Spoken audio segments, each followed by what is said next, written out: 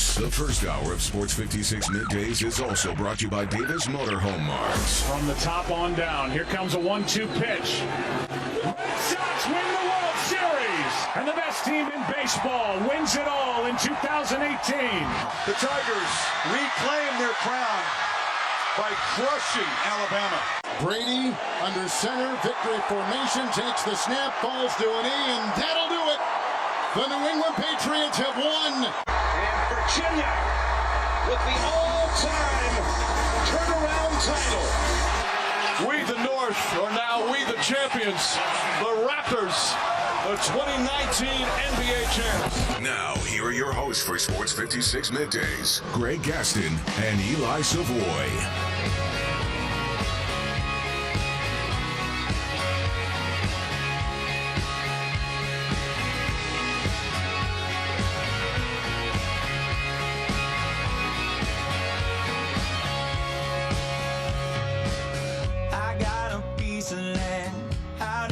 Countryside, lay back and smell the sun, warm up the Georgia pie. Feels so good to be taking it easy. Why would I ever leave? 'Cause I know I got some good. Hey, good morning, everybody. Welcome in.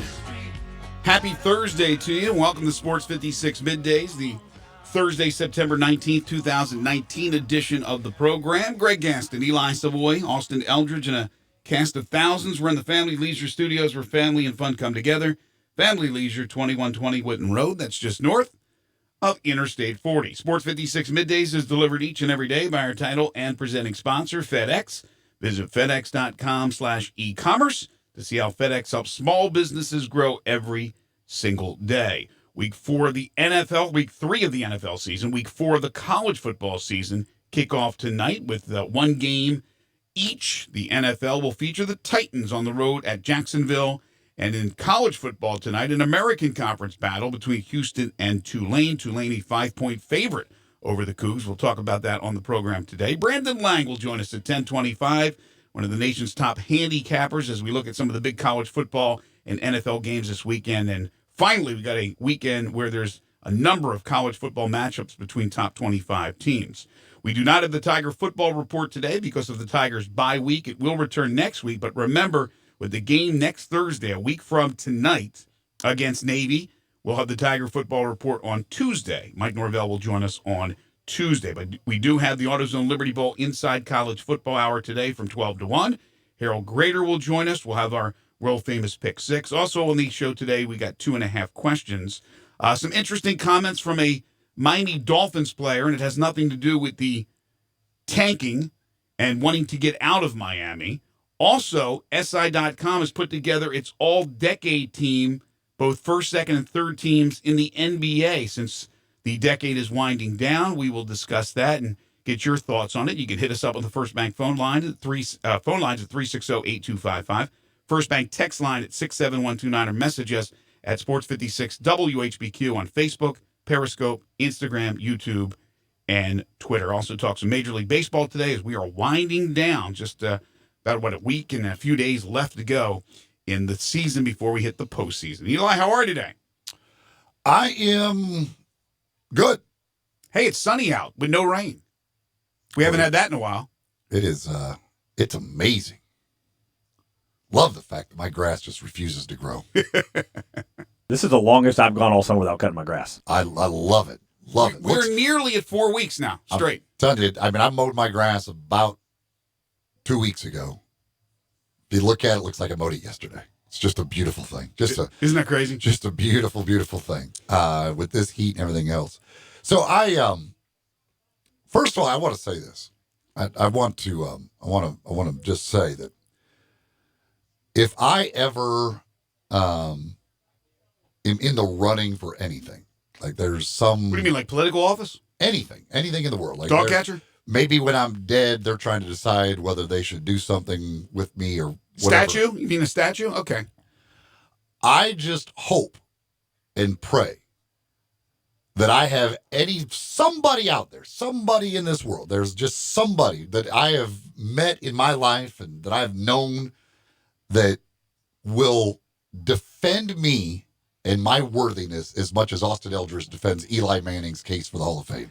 Well, let me say this. You know it won't be me. We don't know each other well enough. If any of you guys need a lawyer right now, I'm in pretty good form, so, you know. I will, I mean, I just hope that somebody cares enough about me to defend me the way Austin defends Eli Manning. Well, I'll say this. I said it before. I appreciate the passion of one Austin Eldridge. He's going to go down swinging, or he's going to hit one so far out of the park, it's not even funny.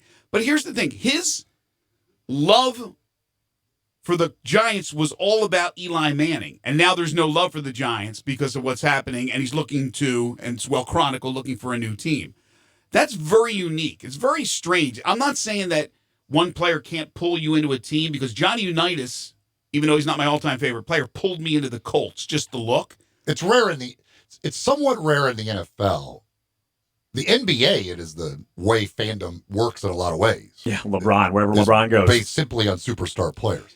But it's weird, and it's probably more because of it where the part of the country that we live in. But in this part of the country, the two guys there are fans of teams based on two guys, both happen to be from the same family. There are a lot of Peyton Manning fans from when he was at Tennessee that became Colts fans. Max Vincent won because of Peyton Manning. Mm-hmm. And then there are Giants fans because of Eli Manning. So, and I'm sure in other parts of the country, maybe that's the case, but here we get it because Manning family is such a big deal, and you got Tennessee and Ole Miss fans, so many in Memphis, without an NFL team too, so they didn't have the ties to a team, so they just went with these college players. But I don't know of any other player who has more fans of an NFL team based on that player than just those two guys alone, and they both come from the same family. Well, two things, and you hit it on the end there, the latter part of your soliloquy. The geography means an awful lot. If you obviously have an NFL team in your area, you're going to more than likely root for that team. Now, I didn't as an Eagles fan, but for the most part, 95% of my friends are Eagles fans. Young people growing up here in this area, young people who didn't have that allegiance right away with the Cowboys or the 49ers or whoever, are Titans fans. Unless they come from a family that just hates Nashville so much that they won't allow them to be the fans. But for the most part, they're fans of the Titans. I think my son is a fan of the Titans. I think that's his favorite team. He grew up here. He wasn't born here, but he grew up here. The other thing is, you're right about the college link. Where I came from, again, college sports growing up was like non-existent. It was all about the pro sports. And as a little kid, I just saw that horseshoe on the helmet of the Colts, that dark blue color with the white, and Johnny Unitas. But Johnny Unitas didn't quickly become my favorite player. I just thought he looked cool, number 19, the buzz cut, the high tops, and I fell in love kind of with that logo. And that's how I became a Colts fan. So I don't have that allegiance to one player. Then Burt Jones was my guy as a young teenager, and the rest is history. Then I always commit. When I commit to a team, they've always been my team. Phillies as a kid, the Flyers as a kid, and the Colts as a kid. But Austin's is strange. So I slide him a little slack with the whole Eli thing. And you're right. A lot of people around here have that connection to one or the other Mannings, and then they change. And in the NBA, yes, they do that with LeBron James and a few other players. But do you think – I think for the most part they don't, though. I don't think Kevin Durant fans are fans of the Nets now. They're fans of Kevin Durant, but they may still have a favorite team that they developed, whether it be Oklahoma City or Golden State. I don't know if necessarily like 90% of Kevin Durant fans now are Nets fans. In the NBA, I don't even know if it revolves around the team as much. Like, I feel like they'll root for that player. So if that player happens to win a championship, like when LeBron went to the Heat, I don't know how many Cleveland fans. Well, the first time they probably didn't care, but like LeBron fans probably weren't like, oh, I'm a Heat fan now. They were just like, I'm a LeBron fan, so I hope he wins.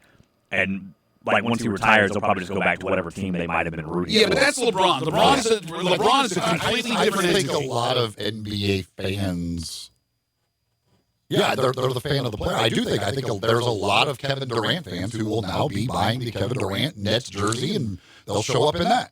Yes, they're fans of Durant. They'll buy the Nets jersey. They used to show up in Oklahoma City jerseys, and they showed up in Golden State jerseys. Now they'll show up in Brooklyn jerseys. Like, they're a fan of him.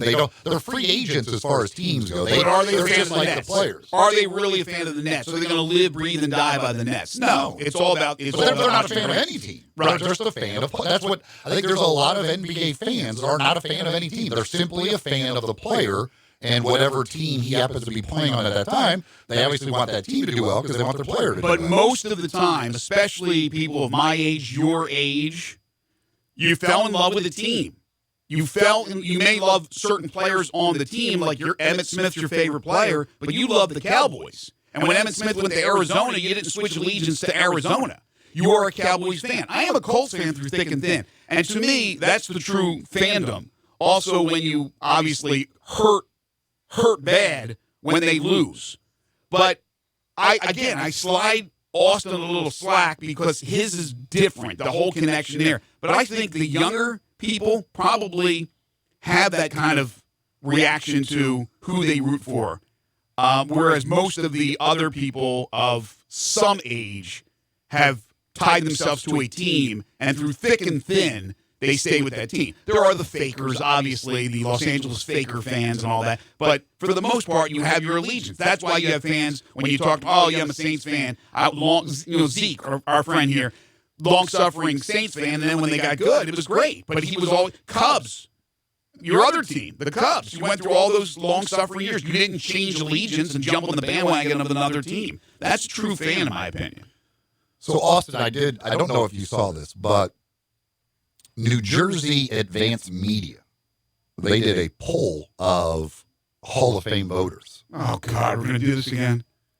There are 48 voters for the Hall of Fame. They talked to 39 of them and asked them two simple questions. Does Eli have your vote right now? And if he finishes with a career losing record, would it affect your vote? Now some people were willing to answer. Others were not willing to answer. Some were willing to put their name and say stuff. Others went anonymous, made statements about it. Okay. But so here's the deal. So to get into the Hall of Fame, you would, out of 48 voters, you cannot have more than 9 people say no. To get your 80%, you cannot have 10 no's when it comes to you being discussed in that room. Right now, there were 21 who said yes or no. Then there were 9 who were undecided, and then the other 9 they actually talked to said they just declined to reveal where they would vote right now. But right now, he has 10 no's, which would mean he would not get in. Now, this is a recency thing, so that will probably change. But as of right now, 10 out of 21, basically half the people who were willing to say yes or no, said no to Eli Manning in the Hall of Fame. And again, who were the people that were polled here? Is it a The mixture? voters. The Hall of Fame voters. Okay, the Hall of Fame voters. So not like a young These player. are the actual people voting on whether they get in. Half of them, basically, who are decided and willing to say it, said no. Right now, And there were not many. There were a few people who were willing to say that said that if he were to finish with a losing record, it would matter. But there were not very many people that said that the record, whether he loses one more game and becomes under 500, that really matters. right now, if you force me to make a decision on whether I think he's in or not, and I've said it already this week, I think he's definitely going to be in. Now, whether he's the first ballot or not, I think with Canton, it's a lot more lenient. It's a lot more. I know we're still waiting for Isaac Bruce, which is ridiculous with all the numbers he's put up, but certainly in a pass-happy league now. This is not Cooperstown, where it's very, very hard to get in. Now we got some of the veterans committees letting some guys in that are right there on the Mendoza line, if you will. But for the most part, it's very hard to get into Cooperstown. It's a little bit easier to get into Canton. So I think, again, if I had to bet right now, sometime in the future, I don't know when, Eli Manning will be a Hall of Famer. He will be in Canton. But the argument on both sides is a really good argument. I'm tired of the argument. I've heard it for 3 straight days, but that's interesting. But it's not surprising, Eli. It's not. It really isn't. It's not surprising to me. Well, if you think he's going to get in, that should be surprising. Well, that would mean the other 27 people who didn't even say all have to be yeses. I know. And some of the no's have to change their mind. Well, at least one of the no's has to change his mind. And that's the point I was going to make. This is what they're saying now. Who knows when they look at it, who else he's up against going into the Hall of Fame? What other choices do they have? There's certainly a minimum. It's not like Cooperstown where you could have 0 go in on a year. They have what? It's a minimum of 4, maximum of 7, something like that? The maximum of modern people is 5. There's no absolute number have to go in. It's a 5 max. Oh, I thought they had a minimum amount of players that had to go in. I don't believe there's a minimum. But you would agree, it's a lot more. They're a lot more lenient than they are in Cooper going into the Baseball Hall of Fame. So, yes, they could change their minds. They can look at when it comes down to it, I'm looking at who he's going up against. I'm going to put Eli in.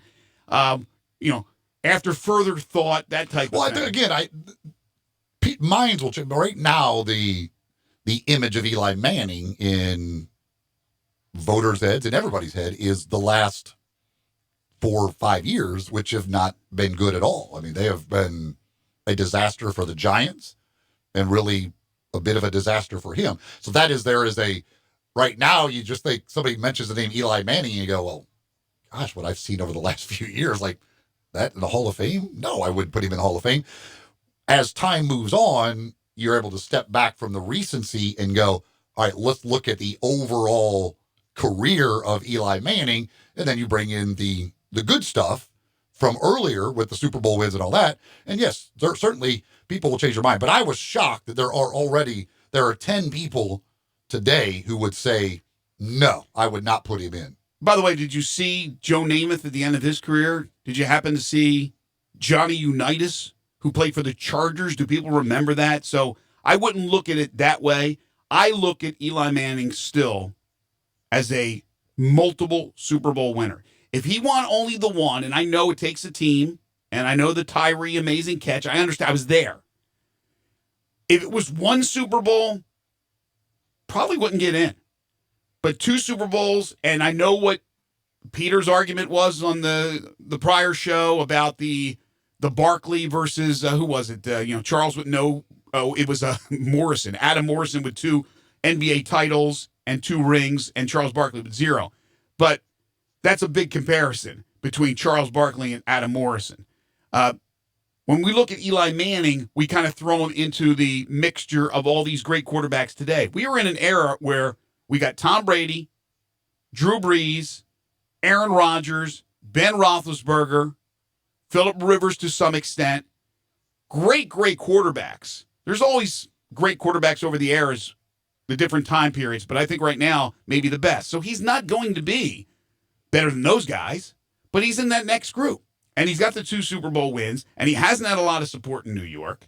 I just think he will eventually get in. But interesting, not shocking, in my opinion. Got a message here on Twitter from Grant says, the NBA has done a much better job than any other league marketing its players rather than the teams. Mm-hmm. It allows non-market basketball fans to be active fans and is easier to keep them when a player leaves to a new team. It's a much better marketing strategy, in my opinion. I still think there's something to say about the NBA. You see the players. You see their faces. You see emotion. Football, they're in helmets. And I think it makes a difference. You look at them in helmets. They're all in unison. It's a team thing. You're not looking so much at the individual. You can't see the individual until he's talking to the media or he's after the game signing autographs. Whereas the NBA, they're right there, the exposure, and I think there is something to say about that. But he's absolutely right about the marketing. They know it's a star-driven league. Everybody does. I think that is a big part of that is just the way the shoe companies, because these guys all have their own shoe. Like the shoe is named after them. So it is, especially among younger kids who love to buy the latest shoe. I mean, the Michael Jordan, the Jordan brand and everything kind of started that whole thing. And now the superstar player has his own shoe named after him. Kids love to buy the Durant or the Westbrook or the Jordan or whatever. Like that it is all about the player. Absolutely, because you go back to before shoes being a big thing. It was about the Celtics dynasty, even the Lakers. I'm not talking about the Showtime Lakers, but the great Lakers teams. And then, boom, when the shoe company started to take over and everybody got their individual shoes, still you had Showtime Lakers and you had the Bulls, but it was more Michael Jordan. And it was Air Jordan and the shoes. And you're right, with everybody else now, it's all about the shoes. Okay, we need to take a break. When we come back, the one and only Brandon Lang. If there is a game, NFL or college football, you want him to handicap, text in right now. First Bank text line 67129. We will talk about that with Brandon. And then after we wrap it up with Brandon, I'm going to pose a question to our listeners. And I'll tell it to you right now, but then we'll get into it. Who is the better coach, Mike Norvell or Justin Fuente? We'll discuss that later, but right now, we'll take a break. Brandon Lang after the break. This is Middays, just underway on a Thursday on Real Sports Talk, Sports 56, 96.1 and 87.7. Ladies and gentlemen, grab a seat for happy hour. Johnny Radio's happy hour from 1 to 3 on Sports 56, 96.1 and 87.7. Hi, this is John Conway with Conway Services. Did you pay a big repair bill on your existing heating and air conditioning system this year? Is your energy-guzzling heating and air conditioning system on its last leg and you think it's worth nothing? Good news, it's buyback days at Conway Services. We'll buy back your repair bill this year up to $1,500 toward the purchase of select Carrier Infinity systems. That's right, we'll buy back your repair bill up to $1,500, even if we didn't do the repair. Just show us your repair receipt from any company and we'll buy your repair back. If you didn't have a repair bill this year, we'll give you up to $1,500 trade-in on that old energy-guzzling system toward the purchase of select Carrier Infinity systems. When air conditioners get old and inefficient, the cost of repairs and high utility costs can almost pay for a new system. So call Conway Services, the Mid-South's premier heating, cooling, plumbing, and electric service company at 384-3511. And the first 30 callers with a 10-year-old heating and air conditioning system will come out and inspect it absolutely free. Call 384-3511. Conway Services. Call Conway today. Is imitation the sincerest form of flattery? Not when it comes to your car audio. Stereo One is the leader in car audio, remote start, security, and more for the past 30 years. Stereo One is proud to announce the grand opening of their new location, 1983 Covington Pike, across from the Honda dealership. To celebrate their new location, Stereo One has marked down their entire inventory. Remote start systems at $129 with free installation. Subwoofer base packages start at just $199. Window tint starting at $129. The entire inventory of radios and touchscreens with features like Apple CarPlay, Bluetooth, and backup cameras are marked to go. Check out Stereo One before you buy online. Their knowledge, friendly sales staff, and pro installation team will take care of you. Visit the Stereo One new location today, 1983 Covington Pike, across from Honda, or visit their mega store at Mindenhall in Winchester. Make sure you go to the originators and not the imitators. Stereo One is still the one for your auto accessories.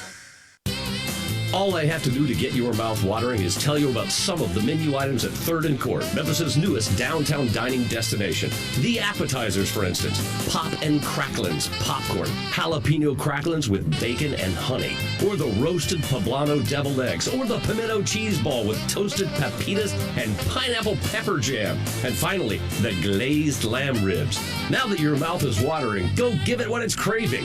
Give it some 3rd and Court. Welcome back to CarMax Will Buy It. Let's jump right back into the action. A used minivan with 200,000 miles. Cassandra. CarMax will buy it. That's correct. The car you're driving now. Cassandra again. CarMax will buy it. You're on a roll. Any car at all, no matter what. Jerry? Is the answer CarMax will buy it? That's right. Because CarMax buys all the cars, no matter what. No questions asked. CarMax will buy it. You're in charge of hiring, and Indeed has solutions, like online skills tests, which let a candidate show that they're the right hire. We'll also have a dolphin chatter excitedly in front of the perfect candidate. Okay, there's no dolphin. But skills tests, that's a for sure. See why independent research by Silk Road shows Indeed delivers 3 times more hires than any other job site. Visit Indeed.com/promo today and get a free sponsored job upgrade on your first posting. Terms, conditions, and exclusions apply. Got something you want to get off your chest? You better have a backup plan. Want to join the conversation? Someone needs to tell him he has to grow up. Join us on the First Bank phone lines at 360-8255 or the First Bank text line at 67129. Now, back to Sports 56 Middays delivered by FedEx. This hour is also brought to you by Davis Motorhome Mart. Here once again are Greg Gaston and Eli Savoie. We welcome you back to Sports 56 Middays. Every Thursday, we enjoy getting analysis and the handicap expertise of the one and only Brandon Lang, BrandonLang.com. Great website. And then you got to check him out on his podcast, host of the Believe in the Sharp Edge podcast on the Believe Podcast Network. He's the one and only Brandon Lang. He joins us every Thursday, as I mentioned, and he joins us now on Sports 56 Middays. What's up, BL? How are you? Dude, we're getting in the gym, you and I. We're going to see who can throw some weight around. That's all I'm saying. You're getting called out right now. Man, let's do it. Your guns and my guns. Joey Guns. Come to Memphis. Joey Guns. Brandon, I got to, you know what? Don't bite off more than you can chew, Brandon.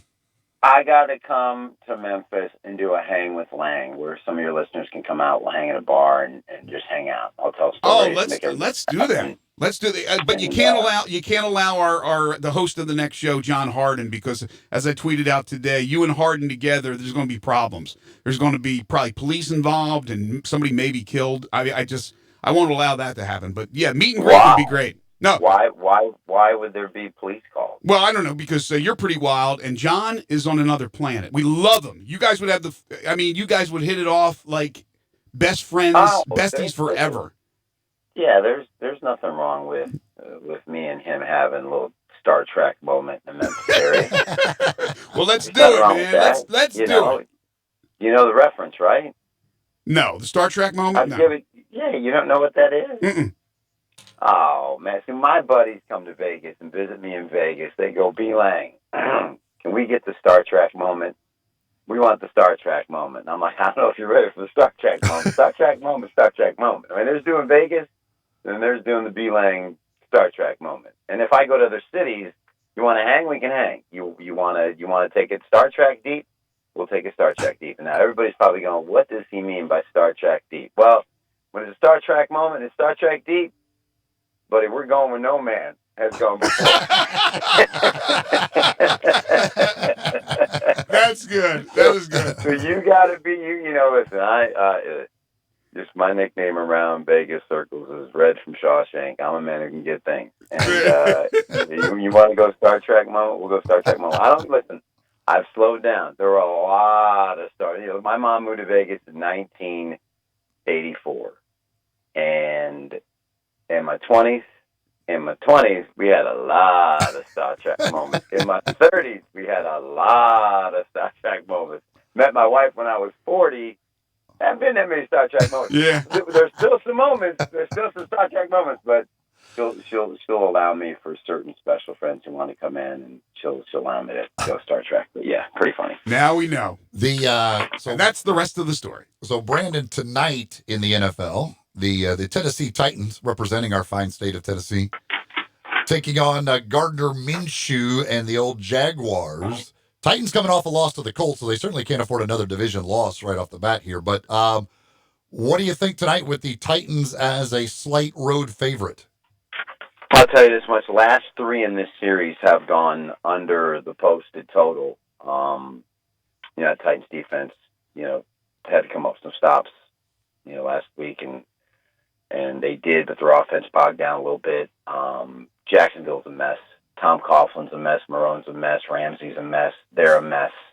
Inspired effort last week. Played really good defensively against Houston.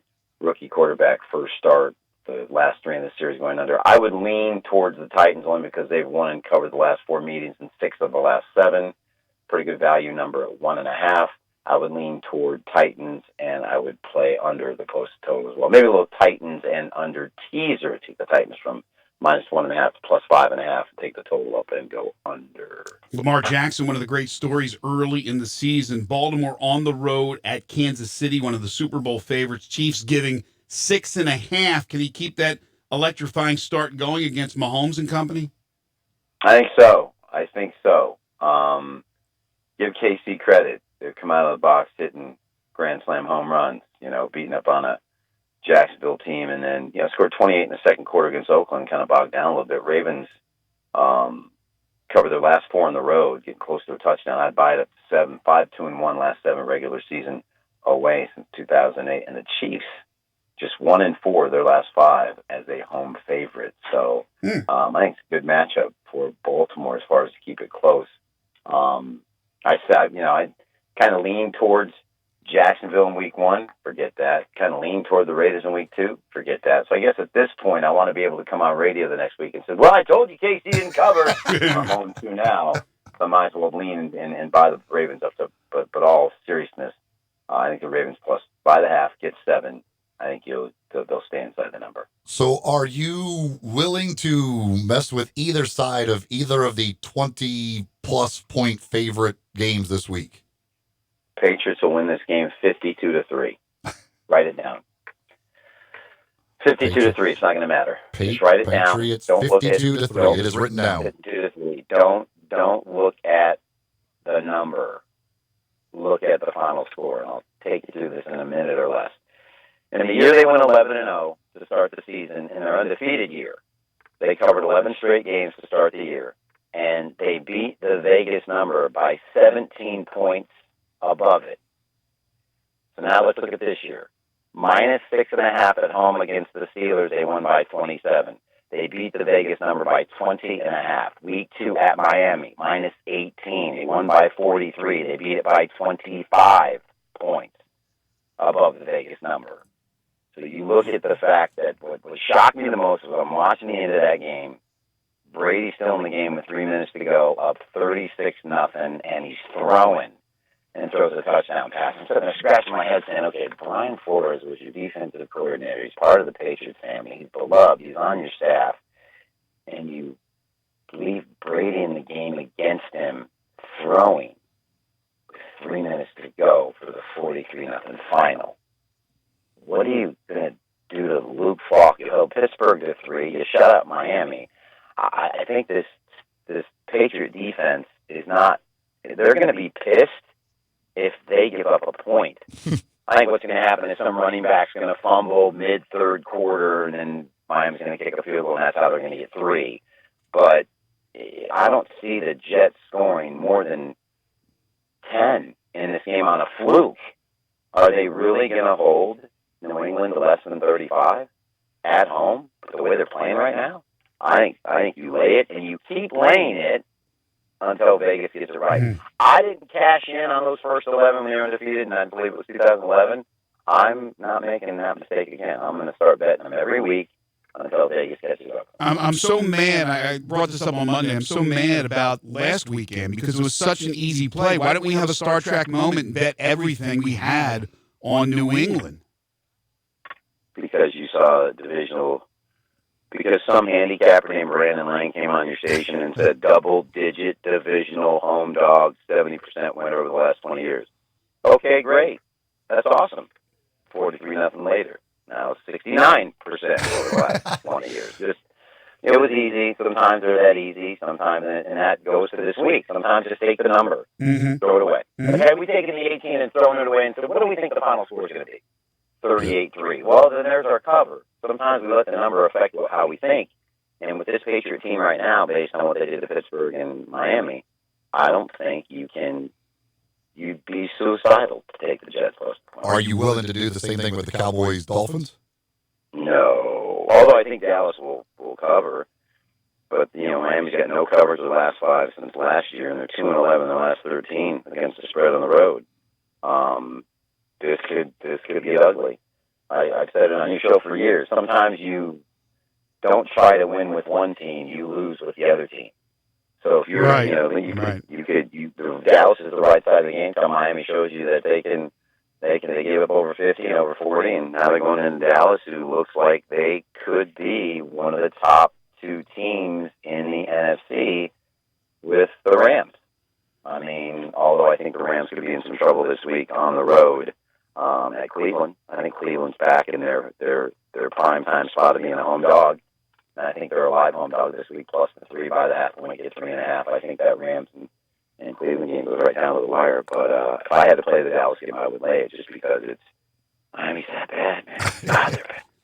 Another team that would have been up there with your evaluation of the Rams and the Cowboys being two of the best in the NFC, and I think you're right about that, would be New Orleans with Drew Brees. But now no Brees. They go all the way to Seattle. Seattle's off to a great start, and Seattle's only a 4-point favorite. Why? I love Seattle in that game. Should I be scared? No, I do too. Just the emotional tissue left over from not having Brees for 6 games. And, places talk about at parties, you got to realize their season's over. Mm-hmm. Unless he gets back quick.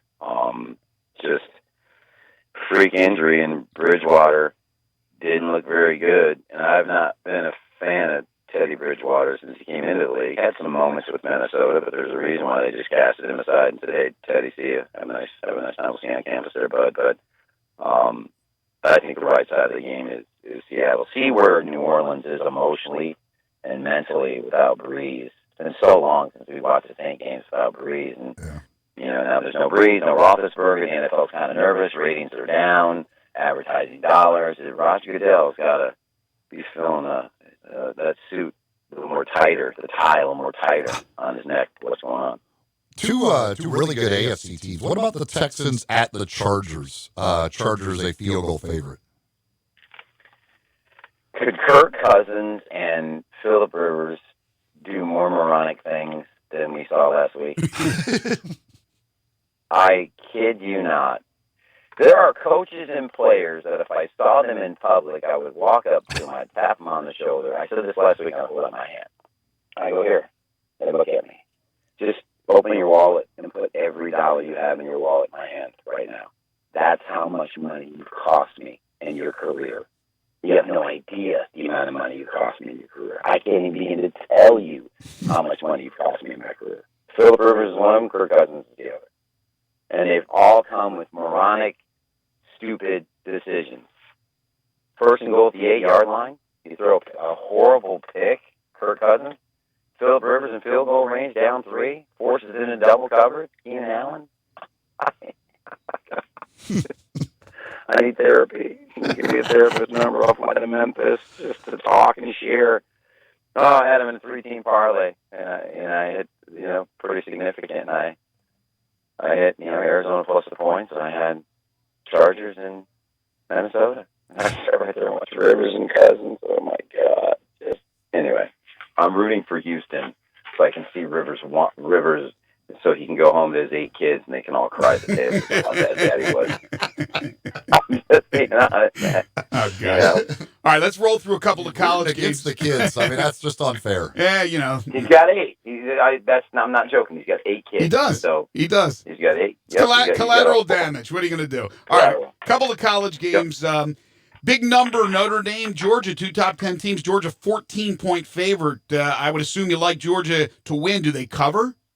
Yes, they're down to 13.5. Brian Kelly, last 2 times he's been a double-digit underdog, he has gotten beat and failed to cover, which is Vegas' way of saying that if we're going to put double digits on you, we expect you to get beat. And Brian, you have followed suit and gotten beat. I wouldn't trust Ian Book in this situation ever. Give me Georgia minus the points. What about Wisconsin as a 3.5-point favorite at home against your man who tucks his sweatshirt into his khakis? Yeah, and obviously because of that, it cuts off the circulation to his brain. Not enough oxygen coming in because we all have gone out to dinner. We've eaten a little too much, and we got to maybe unbutton our buckle and our belt just to breathe a little bit. How much better do you feel when you do that? You can man, I can't eat anymore. Here comes a dessert, and you eat another dessert. You're like, God, somebody roll me out here. We've all been there. Imagine a coach. Sweatshirt's tucked in, and you're all tight, the pressure and the stress, which is why he's 1-7 against the spread his last 8 road games. So unless he learns to pull that out and breathe and allow the oxygen to get to his brain. I'm going to take Wisconsin. I'm with you on that. And there's an interesting game tonight because of two teams that play in the American Conference. The Memphis Tigers obviously play in the American Conference, and they'll play both these teams down the road this season. Houston at Tulane. Willie Fritz has this Green Wave team playing pretty well. They're a 5-point favorite over the high-scoring Cougars. What do you say? Yeah, I think people are sleeping on Tulane a little bit. You look at them, two significant blowout wins over Florida National, and then last week, can't remember who it was, but the game at Auburn,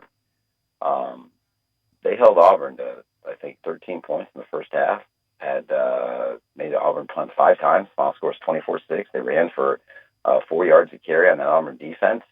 You didn't get blown out by an SEC school. You stood toe-to-toe, and to hold Auburn to 24 points, which was 3 less than what Oregon was able to do. Mm-hmm. I think that the offensive line for Tulane returns intact. Everybody, they're able to run the football. They got 9 guys who have carried the football. Think about that for a minute. And they got a stud wide receiver. I like this kid at quarterback. I'm going to land a 5. I just think that they're better than people think. And the B-Lang stat of the day involved in this game is as follows. 8-0 against the spread at home after a non-conference game. There you go. Somebody texted in, and I don't know, maybe they just really like bad football, or they think there might be value here. I'll ask you about this. I don't know what you'll have. They want to know about the Nebraska-Illinois game. Well, I did a radio show a couple weeks ago where I think it was in Iowa and Springfield, Illinois. And somebody told me that 2 guys bet $35,000 and $25,000 in Vegas on Illinois in their first game of the year, and they won and they covered.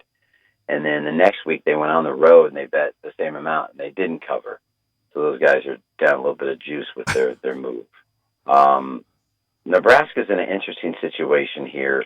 They're off a defeat and a non-cover. They're 8-0 against the spread. But that was with Scott Frost. So let's see. I put it this way. If the person who texts that in is looking for value in this game, I only remind you of this. 2 words. Lovey Smith. Rex McCotaback. So you can have all the Lovey you want. I avoid Lovey. If I'm walking down the hallway, I wouldn't stick out my hand at Lovey. It's just not worth the energy and the time and effort. And I told you the Dan Reeves story, right? Oh, yeah. Dan Reeves, Radio Row, where finally I waited all the years for the answer of why they went for 2 when I had the exact final score of 34-20, and that was 34-19 with 12 seconds to go. There's no reason to go for 2, and he goes for 2. Or I have the exact final score of the Super Bowl for the first time in my career. I nail it, and I finally, after all those years, I finally see him, like 1998, 18 years later, I finally see him on Radio Row, and I walk up, and Jimmy Shapiro, who used to rep me, reps Dan Reeves, and introduced me. I said, Coach, I got to ask you a question, and I told him what the situation was, and he looks at me. The 18 years I've waited for this answer. 18 years Moses parting the Red Sea, freeing the Jews after 40 years. 18 years I've waited. The waves are crashing around me, and Moses is holding it up. And here it comes, and he goes. It was just a dumb thing to do. Wow. You told us that. Wow. Lovey Smith is in that same category there, boys. So, yeah. That's all you want. Well, stat of the day, real quick, Central Florida and Pittsburgh. Central Florida is 0-13 straight up in its school history in games against current FBS-affiliated teams when the Knights are coming off a current win over an FBS team, allowing an average of 36 points. I think Narducci and Pitt at home might punch Central Florida in the mouth, getting incredible value with the Panthers, who are 9-1 against the spread as a touchdown or a larger under. Wow. So keep trying, Pitt. I say this. I don't buy it. Your guys up I'm just listening. 0-13 0-13. And a dog that I do like, though, by the way, is SMU plus points over TCU. Your guys up in Springfield, if you're going to bet $35,000 a week on Lovey Smith in Illinois, that is a way to go broke. That's degenerate. That's a sign you got way too much money. Brandon, tell everybody about BrandonLine.com and the great podcast as well, the Believe in the Sharp Edge podcast. Yeah, we run fights on a roll. doing a good job. We had a big winning week last week, and I think we won 8 of the last 11 days, and it's been September's a winning September for 4 straight winning months. So, again, one day free all access pass, and then the podcast, uncensored B Lang. Pretty good entertainment if you want it. So, Believe, BLEAV Podcast Network. That is the what was it again? The Star Trek thing? That's the full Monty right there. If I come to Memphis and we do a hang with Lang, we can set it up. I have no problem hopping on a plane and coming in for a couple of days and coming in studio, and then we go out at night and we eat, and I tell stories and jokes and have people crying. Because I've done this before. If after we have our gathering, a couple guys have a couple places we could go where we could go Star Trek, I have no problem. Star Trek is we go where no man there it is has gone. Thank you, Brandon. Have a great week. All right, bud. Yeah.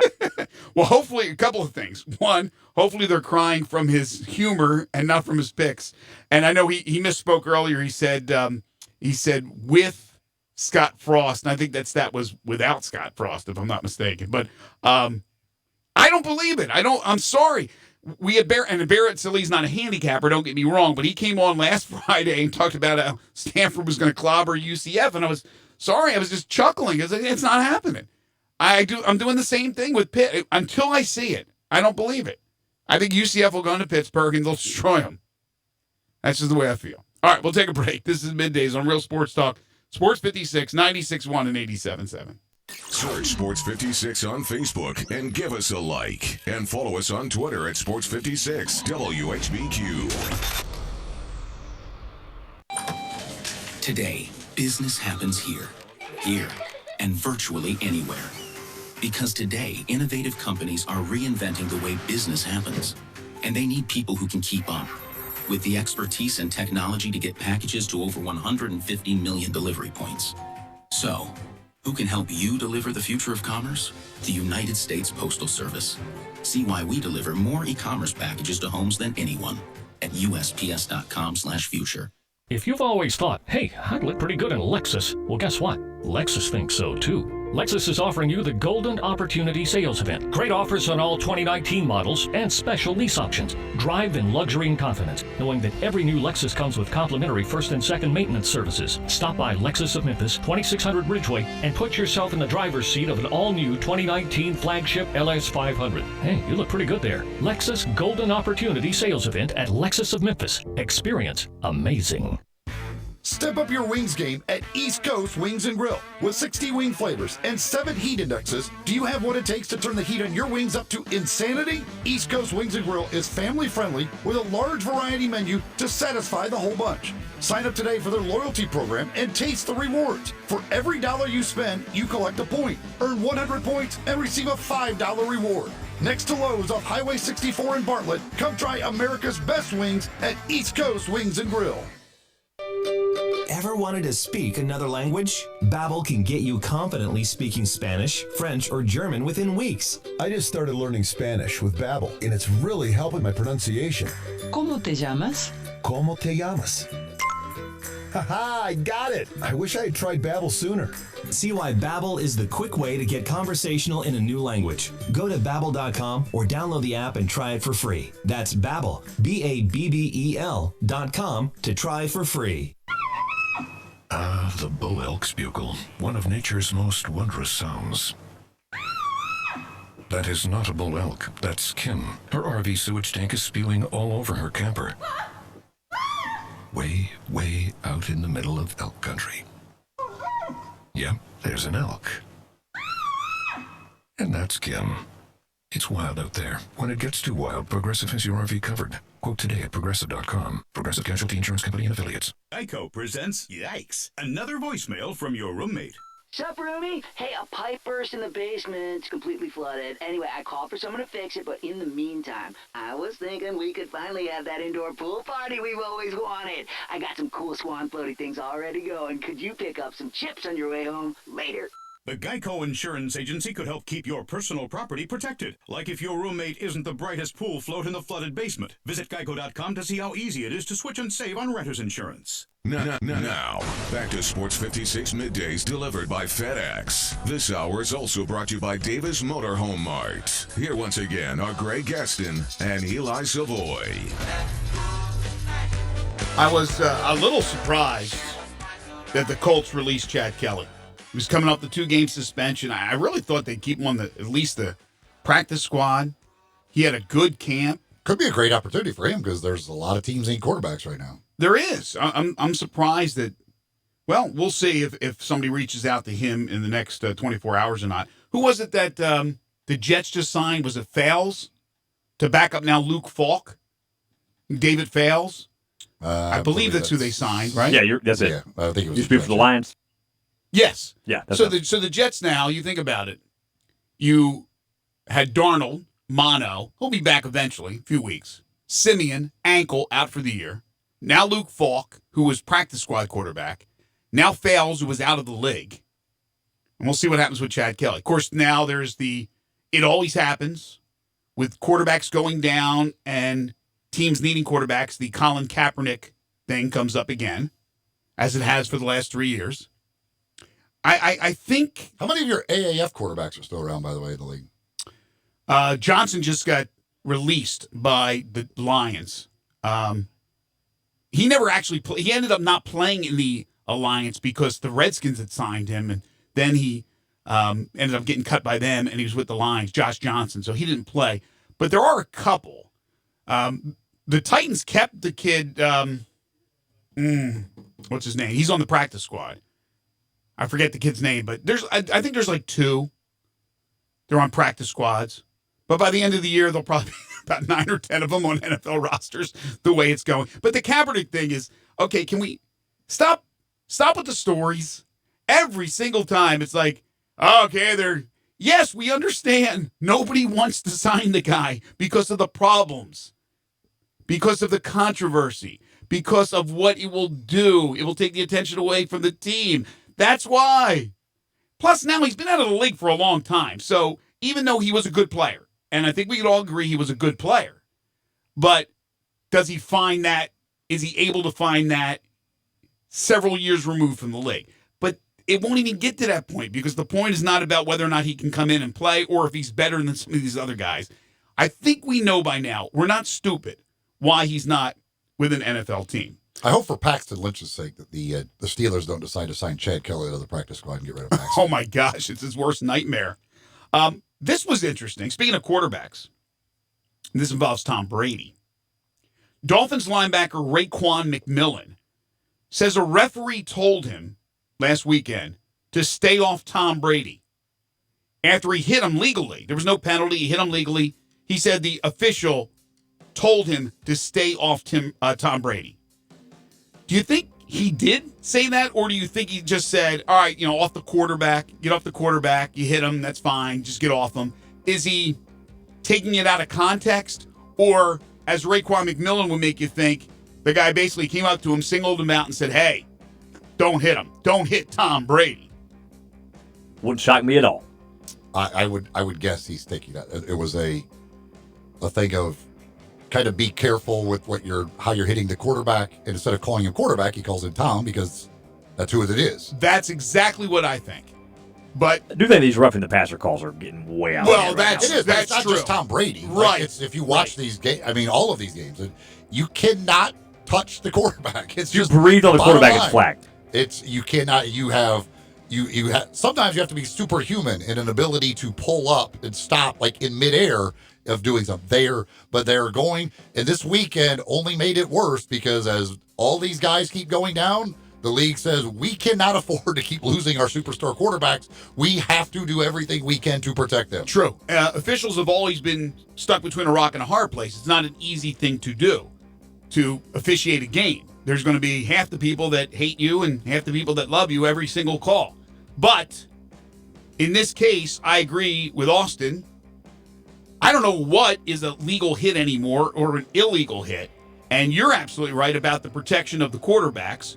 That's going to continue. Who was that Bills lineman a couple years ago that was like, it was mic'd up. He's like, I can't levitate. I'm not a Jedi. Right. Well, the one that Jamal Adams got fined for, like, he's running full speed at Baker Mayfield, and Baker Mayfield throws the ball. He takes like one more step. Doesn't hit him dirty. I mean, it's a chest-to-chest hit, basically, and he gets fined $21,000 for that. Like, I don't know what Jamal Adams is really supposed to do there. And he's reacted by calling the NFL a damn joke for fining him. So maybe he'll be fined again for calling the NFL a damn joke. But the old no fun league striking again. Because if Baker Mayfield and that, pump fakes, and then you you avoid him because that's like you have to go crazy to avoid him, and then he like stands there for a while, like then you look like an idiot. Like, I don't know. One step, running full speed, one step, you aren't stopping. Yeah, it's like these officials think these big old guys can just like come to a stop on a dime, and it just can't happen. They probably know they can't, but they're trying to enforce the rule by the letter of the law, and that's where the problem is. The people who decide what the rule is, when there's still vagueness on the rule, when there's still a gray area on the rule. But Raekwon McMillan, again, I don't believe it was just because it's Tom Brady and officials are putting him on a pedestal. I do believe he just happened to be the quarterback that he hit, and it's all quarterbacks is what they're talking about. All right, we'll take a break. When we come back, hour number 2, we got 2.5 questions coming up. Also, I will pose the question. I will do it again right now, and then we'll dive into it when we return, but we need your participation. Excuse me. Gosh, try to spit that out. 360-8255 is the phone number. First Bank phone lines are open. 67129 is the text line. Message us at Sports 56 WHBQ on Facebook, Periscope, Instagram, YouTube, and Twitter. And not just an opinion. Have some facts. Who is the better head coach?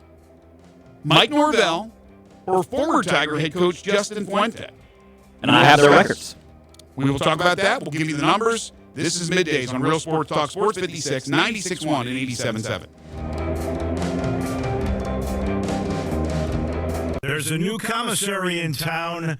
In Collierville, Germantown Commissary is doubling. Yeah, they're still going to have the old Germantown Commissary by the tracks, but now there's a huge new Germantown Commissary in Collierville at Poplar and Houston Levee Road. It's huge, too. There's a drive-through. There's plenty of parking. No telephone pole to get in your way. A cool patio. It's right by the track, so the tradition continues. And this is a tradition that's been around forever. That commissary is famous for hickory-smoked, slow-cooked Memphis-style barbecue. They've got a private party room at the new one in Collierville. Self-catering still continues. Party packs for $5.95. Basically, the great ribs, the great pulled shoulder, the great deviled eggs. Everything is there in Collierville and Germantown now. So there is now a Germantown and Collierville style of barbecue. It's called Germantown Commissary. How you doing, people? And if it's a Chevy you're looking for, any new Chevy, Olive Branch is where you need to go. New 2020 Silverados and Blazers are at All-Star Chevrolet, ready for you to drive today. Traverse, Equinox, Impala, best new All-Star Chevy lineup ever. And most have 0 for 72 financing. So give these Chevys a test run. Roll the windows down. Enjoy the weather. Crank the music up. Pretend like the car is going to be yours, because it is going to be yours. And best of all, All-Star has the ABCs. A, the All-Star Challenge. Take any written offer from any Mid-South auto dealer to All-Star Chevrolet, and you can get a better deal, new or pre-owned, or they buy you a tank of gas. B, best buying experience, period. No wasting your time, they make it easy. And C, customer care. You're all in. Loaner cars, free oil changes, it's the All-Star family, and they're going to treat you like that. It's not South Haven, not the Pike, not Collierville, it's got to be Olive Branch. Find new roads to All-Star Chevrolet, or go to allstarautogroup.com. Finding great candidates to hire can be like, well, trying to find a needle in a haystack, but not with ZipRecruiter. Its powerful technology actively finds and invites qualified candidates to apply to your job. So while other companies might deliver a lot of hay, ZipRecruiter finds you the needle in the haystack. See why 4 out of 5 employers who post a job on ZipRecruiter get a quality candidate within the first day. Try ZipRecruiter for free at ZipRecruiter.com/free. That's ZipRecruiter.com/free. Hi, folks. Rob Walker, Infiniti of Memphis, and we've got a new Infiniti crossover vehicle that has raised the standard of comparison to a new level. Imagine having both sports car performance and eco-friendly efficiency on demand, working together to empower every driving experience. The result of 20 years of engineering, QX50's award-winning variable compression turbo engine is the world's only engine of its kind. Like two engines in one, it delivers a combination of power and efficiency that is truly in a category all its own, and only Infiniti has it. You'll never sacrifice performance for the sake of efficiency again. And QX50 MSRP starts at only $36,550, which is less than its Acura, Audi, and Mercedes competitors. Add to that QX50's award-winning sumptuous interior, and you have the best combination of performance and comfort in the mid-size crossover segment. MSRP excludes destination charge, tax, title, license, and options. Infiniti of Memphis or online at infinityofmemphis.com. Memphis is official. Crab King Seafood is where it's at. For the most flavored seafood and biggest plates, run to a Crab King's near you. Visit our Bartlett Cordova location at 7140 Stage Road or our East Memphis location at 5992 Knight Arnold Road. Starting this week, get 3 juicy snow crabs, 17 shrimps, 2 whole sausages, 2 corn, 2 eggs, and a large side of potatoes for only $43.99. That's right, $43.99. The price, the portions, the service is why Crab Kings is #1. Make the right choice the first time. Make it Crab Kings. Come and devour our tasty snow crabs, king crab, shrimp, salmon, and catfish. Enjoy Memphis' best tasting pastas with your choice of toppings. Visit our Bartlett Cordova locations at 7140 Stage Road or our East Memphis location at 5992 Knight Arnold Road. Crab Kings is open Tuesday through Sunday. For more information, Google Crab Kings Memphis or download the app. Crab Kings, a Memphis original. You already know you can listen to Sports 56, 96.1, and 87.7 anywhere with the Sports 56 app or at sports56whbq.com. But you can also keep up to date with everything going on by keeping up with Sports 56 on social media. Be sure to follow us on Twitter, Facebook, Instagram, YouTube, and Twitch for information on breaking news, chances to win prizes, and video of all the shows. Don't miss out on anything that's going on. Stay in touch with Sports 56, 96.1, and 87.7 on social media. We are Sports 56, WHBQ Memphis, WIVG-FM Tunica Memphis, and WPG-FLP Memphis, Flynn Broadcasting Stations. Now, back to Sports 56 Middays presented by FedEx. Here once again are Greg Gaston and Eli Savoie. Let's do it. Wanna leave my old life behind. Not a yes, sir. Welcome back, everybody. 11:05 the time. Hour 2, Sports 56 Middays on this Thursday, September 19th, 2019. Greg Gaston, Eli Savoie, Austin Eldridge. We are in the Family Leisure Studios where family and fun come together. Huge discount going on right now on all spas. So if you're interested in a spa, this is the time to buy. Family Leisure, 2120 Whitten Road. That is just north of I-40. Sports 56 Middays delivered each and every day by our title and presenting sponsor, FedEx, providing global access for small business. Learn more at fedex.com/e-commerce. Again, no Tiger football report today because the Tigers have a bye week. It will return next week, but on Tuesday, with the Tigers playing a week from tonight against the Middies from the Naval Academy. We do have the AutoZone Liberty Bowl Inside College Football Hour coming up from 12 to 1 with Harold Grader, but we got an open hour right now. We're going to get to 2.5 questions in just a bit, and the question that I posed right before the break, we're going to dive into in just a moment. Also, according to reports, but not released from the conference, according to reports, the American Conference will announce its men's basketball schedule tomorrow. So if that's the case, the Tigers schedule will probably come out, could come out right after, could come out over the weekend or maybe Monday, but it would have to be on the horizon once this American Conference schedule is released, which, again, is reportedly going to come out tomorrow. Maybe they shouldn't announce the schedule. Maybe they should do it game by game. Like, after you play one game, they'll announce when and where their next game will be, and you just do it that way. It keeps fans guessing. You don't know. When you buy your season tickets, you don't know for sure when the games are exactly. You're committed. We got you. A lot less season tickets would be purchased. We'll announce it game by game, and we'll tell you the first game, and then we'll work from there. Did get a text from Nico on the First Bank text line. He says, the Vikings-Patriots game last year sums up how the refs treat Brady and other quarterbacks. We wrapped him up, brought him to a complete halt, but didn't want a penalty, so we let him go, and he ran in for a touchdown. Yeah, that's the other thing that you have to deal with your like linemen. You wrap, like when you do hit the quarterback, like if he throws it, like you don't even know that he threw it because your head's down tackling him, and then like you take him to the ground. They may deem you took him to the ground too hard. They'll say you didn't have to tackle him. He threw the ball. Like, well, I didn't know he threw it. I was busy trying to tackle the guy, and he wouldn't go down at first. I feel bad for defensive players. I would hate to be trying to make my living out of getting to the quarterback right now because you are going to get fined because there's just no way you could play an NFL season. If you're getting to the quarterback, you're going to hit him sometimes that requires the league will fine you for it. Now, I'm not condoning this by any stretch of the imagination, but back in the day, those guys who played on the defensive side, you know, the Dick Butkuses, the Ray Nitschkes, the Jack Youngbloods, the Lawrence Taylors, they would say, you know what, we're going to get fined anyway. Let's take out the quarterback. They would have that Greg Williams attitude. It's a little different today. There's still some players that probably on the inside want to take out the quarterback. Until they start suspending you. Well, I know, but they would try to make it where, you know, the guy just happened to break his clavicle. We just, you know, we tackled him hard.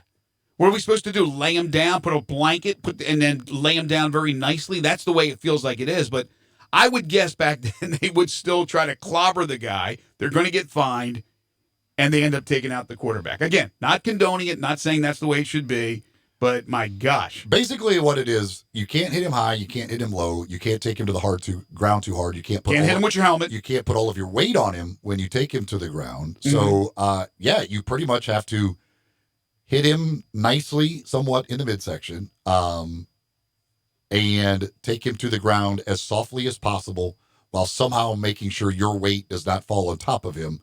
And also make sure that he didn't throw the ball more than like a split second before you actually hit him, like Jamal Adams. Because Jamal Adams did hit him in the chest, didn't even take him to the ground, just hit him one step basically after he threw the ball, and that was worth a $21,000 fine. And that's why it is very hard for these officials to officiate in today's game. And I do understand NBA has their problems with, you know, block charge and things of that nature, but nothing compares to what's going on right now when there's so much gray area with the rules. All right, before we dive into the Fuente/Norvell story, Jason Munz from the Commercial Appeal writing a story about a celebrity weekend this weekend. And I knew about this, but I didn't know who was going to be in town.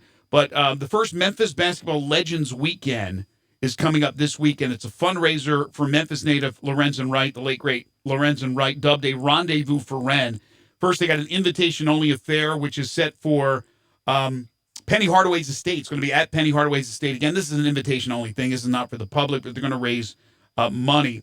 But also, there is a Basketball Legends event, and that's going to be on Sunday at 11 at El Marone Fieldhouse. Now, I have no idea how you get tickets, but according to the story, the Legends Celebrity Basketball Classic will be a showdown between former Tigers and former pro players, and will be preceded by the Little Legends All-Star Classic. I believe you're involved in that one, Eli.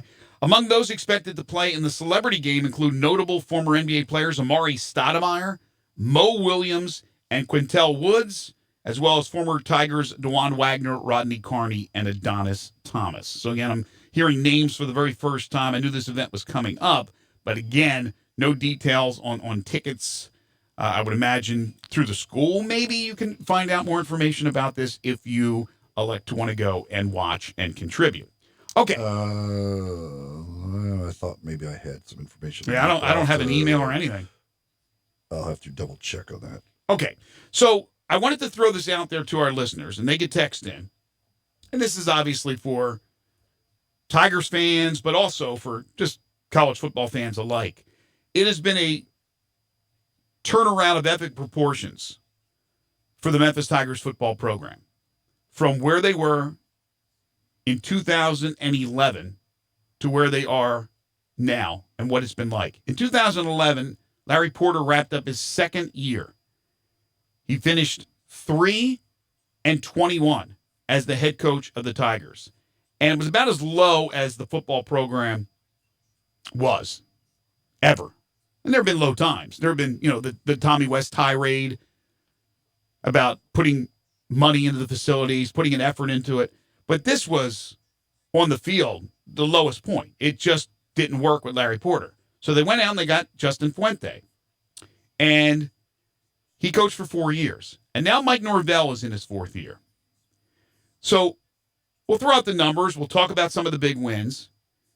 Their styles, they're both offensive-minded coaches. But who's the better coach, in your opinion? What do you love about Norvell? What do you love about Fuente? Austin, you have the total numbers, right? Yes, for both of them. All right, go ahead and give us those. All right, so for Justin Fuente, he was 26-23 overall. His best season was 10-3. I believe that was 2014. 1-0 in the one bowl game that he had at Memphis, and he won the American Conference in 2014. For Mike Norvell, he is so far 29-14 overall. He has also had his best year at 10-3 thus far. That was 2017. He has won his division in the AAC in 2017 and 18, not a conference championship as of yet, and he is 0-3 in bowl games. Okay, thank you. So remember, the record's going to be a little skewed for Fuente in a negative way because he takes over rock bottom the program. So they go 4-8 in his first year in 2012.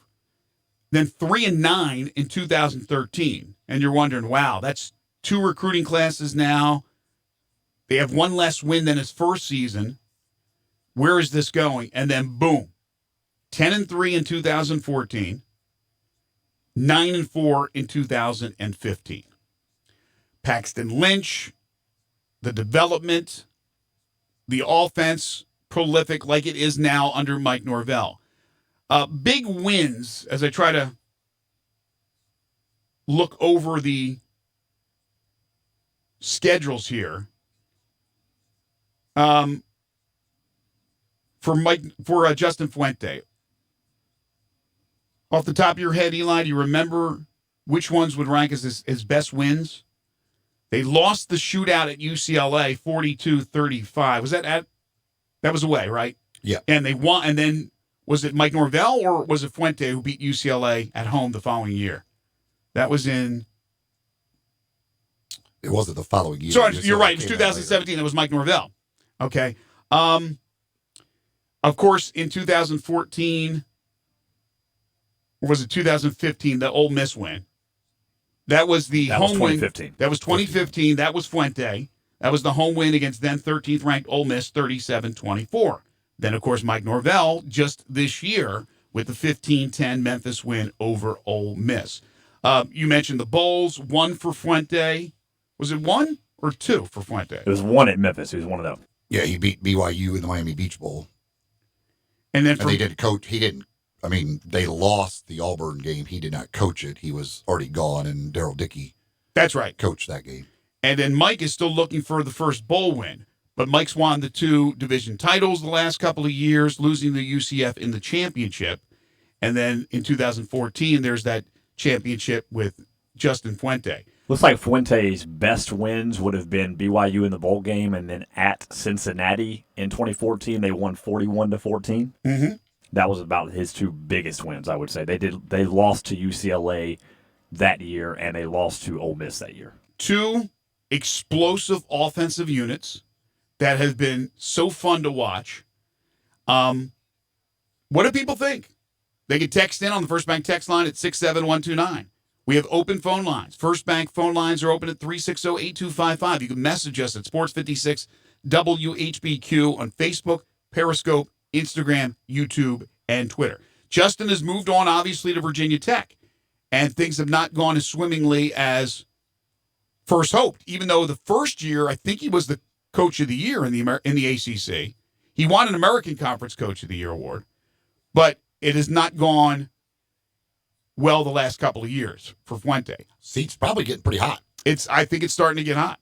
For Mike Norvell, could have got really hot last week if they had lost to Furman, but they were able to come back and win that game. Right, they were trailing a good portion of that game.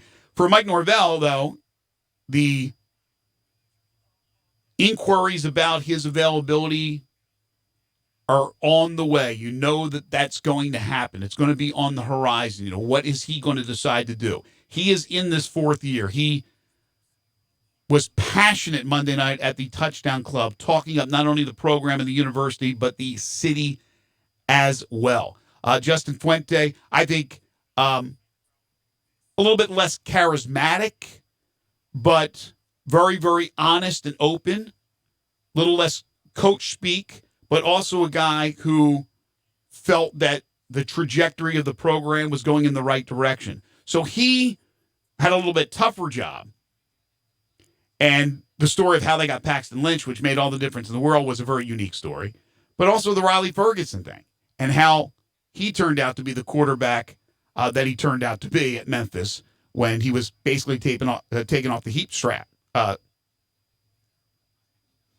what? The heap stack. So, what do you think? Heap stack? Well, whatever it's called. You mean the scrap heap? Yeah, that's what it is. The heap. How do you stack heap? Scrap heap. Heap. I can't say it right. I think that's what he was trying to. The scrap heap. I think is what he was That's trying what to I say. was trying to say. I'm sorry, I got it mixed up. I'm getting old. The heap stack. I had a senior moment. I've never seen heap stacked on top of each other. I don't even know what heap is. All right, shut up. I keep doing the same thing with Ole Miss. I keep saying Keith Carter and for their AD and stuff like that. I keep mixing everything up. I have an excuse. I'm old, man. Okay. What do you think? I mean, I love to get the opinion of folks. I mean, it's been positive in both manners. These are two coaches that have done an amazing job for Memphis. But down the road, your team needs a coach. Who is it? See, I love what Mike Norvell's doing, and I loved what Justin Fuente did as well. But I think there's more of an upside with Norvell. I think Norvell can turn out to be, and look, we hope it's Memphis, certainly, but if it's another program down the road, a big-time program, I think that he has a chance to be a really, really, really special coach. I will say, as far as a contrast, Norvell has done nothing but seemingly take Memphis up in continuation of Fuente, and I get Virginia Tech as a tougher place to win, so to speak, but he's steadily gone down from 10-4 to 9-4 to 6-7. He's 2-1 so far this year, but he's 27-16 and 1-2 in bowl games in Virginia Tech so far. So not winning like they were hoping he would when he got there. Right. It started out well for him, but remember, he when he got there, he had what's his name's players. And Beamer. Yeah, and I know they struggled there at the end of Beamer's career, but it was more like a. That is never a good trend for a coach when, as you continue to get more and more of your players in, your record gets worse and worse. Right. Exactly. And what's happening with Mike? Mike's getting his players in, and they're getting better and better. Now, if people want to put a lot of merit into the bowl games, and we've had that discussion many, many times on the show, where most people believe that, I don't know most, but some people believe that teams don't put the effort in sometimes, and other teams care a little bit more than the other team. I don't know. The bottom line is the bottom line, the numbers, and he's still looking for that first bowl win. Also trying to knock off UCF in a championship game. Hopefully, 3 will be the charm. Let's see what happens if it materializes with Memphis and UCF both winning their divisions and getting back to a championship game.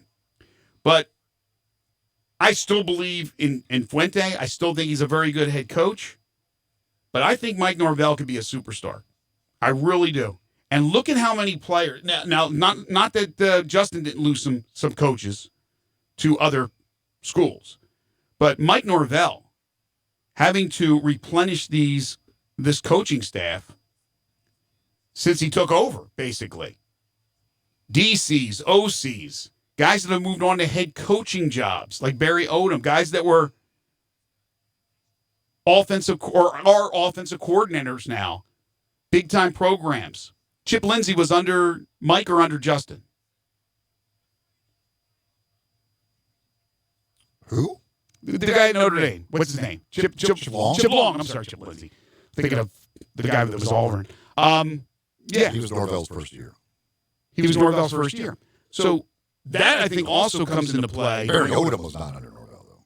He was under Fuente. No, I'm talking about coaches that have moved on from these guys that have gone on to bigger and better things. Head coaches, coordinators. Yeah, Dave Long was with Norvell and on stage as well. Yeah, he came here. He came here with him to be his first offensive coordinator. Right. Daryl Dickey did he start with Fuente? He was with Fuente. He coached the bowl game when Fuente left. That's right. But look at the staff from last year. What did they lose? 9 guys? I mean, it just seemed like a complete turnover of coaches, and Mike's had to replace them. And so far, you like what you're seeing in the defense with Adam Fulton. You like what you're seeing with the special teams and Pete Lembo. Adam Fuller. What did I say, Fulton? Fulton, yeah. Where am I in space today? Adam Fuller. Jeez Louise.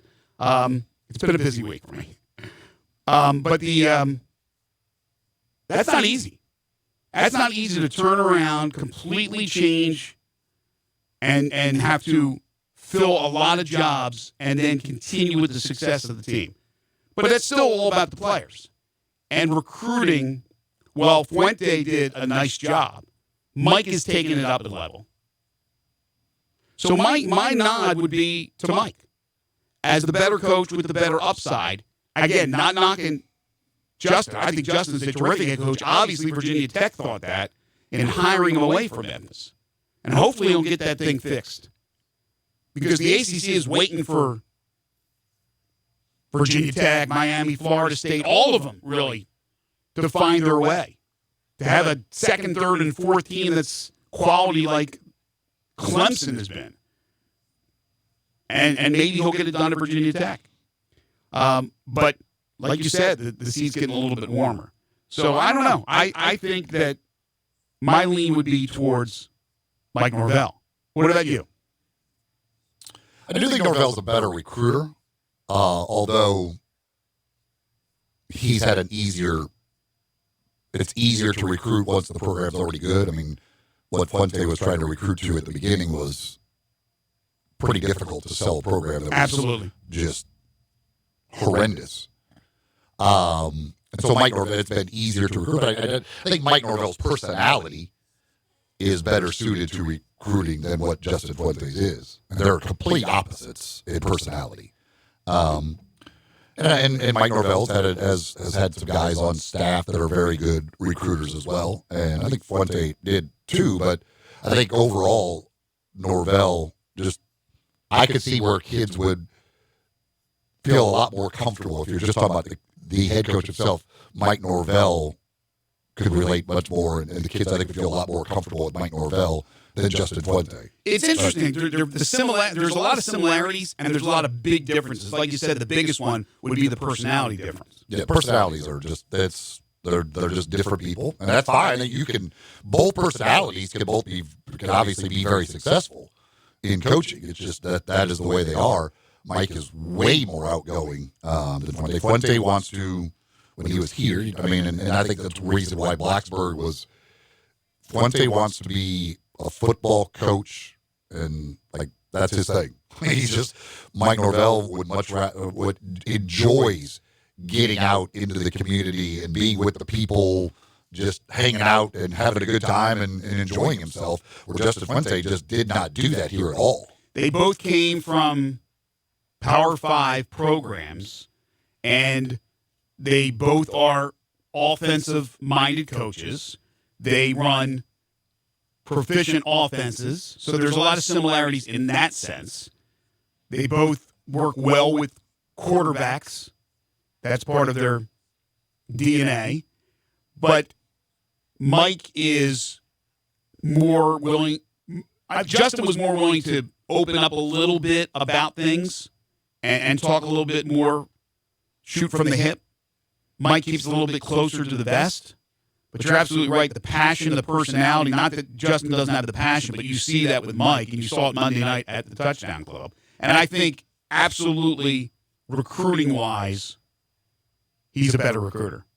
And that's why Memphis is in on some of the better players that you would think are destined for an SEC school or any group of 5 school, and able to keep a couple of these kids either in-house if they live in the area or bring them in. Not, it's hard. It's very hard, but he's done a real nice job. So, I don't know. It's an interesting topic because, again, Mike is now in the midst of his 4th year while Justin also coached 4 years. But I think this is a very important season for Mike for a couple of reasons. One, can you get over the top? Can you get over the hump? Can Can you win your division again and beat UCF? Can you represent the group of 5 in a New Year's 6 bowl game, which would be outstanding? And then what's going to happen with all that success? Because last year, there wasn't a lot of coaching openings. The year prior, there was. And that's when you thought, wow, is Mike's name going to pop up with these coaching openings? And they were all over the place, the connections to Arkansas and Arizona State and so on and so forth. But now we're recycling, Eli, to where some schools may make moves after just 2 years as a head coach in the fold, or a couple of other schools that have had a coach a little bit longer and they're ready to make a move. What will happen there as far as any vacancies and willingness to look into a guy as up and coming as Mike is? Folks, for waste removal services, construction site cleaning your office building, business, whatever it might be, food plants, industrial cleaning, Hilo Commercial Services can take care of you. They want to make sure they provide their clients with a clean and safe work environment, and they have many years of experience with commercial cleaning, construction cleaning. They can do residential as well. They want to make sure they do it right for you. They will customize service just for you, depending on how often maybe you need them to come and do your cleaning or what exactly services you need. They're experts in hard-to-reach places. They will take care of that. They use the best products, highest quality, environmentally safe products as well. So whether it be a school, a church, medical facility, office building, warehouses, construction sites, whatever you need cleaned, the folks at Hilo Commercial Services can do it for you. Give them a call at 277-6733, 277-6733, or you could go to their website at hilocommercial.com, and it will tell you all about them, all about their services, any information you need. You can get it on the website. Again, hilocommercial.com, and that's H-I-L-O, hilocommercial.com. Dirt happens, as well as debris, dust, and damage, and when it happens to you, you need to call the folks at Hilo Commercial Services, 277-6733, or visit hilocommercial.com. All right, when we come back, we'll pass along a couple of breaking sports nuggets that have just come down. And also, we got 2.5 questions to get to. Hour number 3 will be joined in studio by Harold Grader in the AutoZone Liberty Bowl Inside College Football Hour. This is Middays on Real Sports Talk, Sports 56, 96.1, and 87.7. The Peter Edmonston Experience with CJ Hurt. Weekday mornings from 7 to 10. Only on Sports 56, 96.1, and 87.7. I'm here interviewing Macaulay Williams, CEO of Big River Distilling Company here in Memphis. Macaulay, tell us about the uniqueness of your Blue Note Bourbon and Riverset Rye. Well, Eli, both my products, Blue Note Bourbon and Riverset Rye, are produced right here in Memphis, Tennessee. The Blue Note Bourbon is a premium small batch blend, minimum age of 9 years, served at 93 proof. The Riverset Rye is a straight rye whiskey, also at 93 proof. It's a great spicy, herbaceous tone. It's great in cocktails.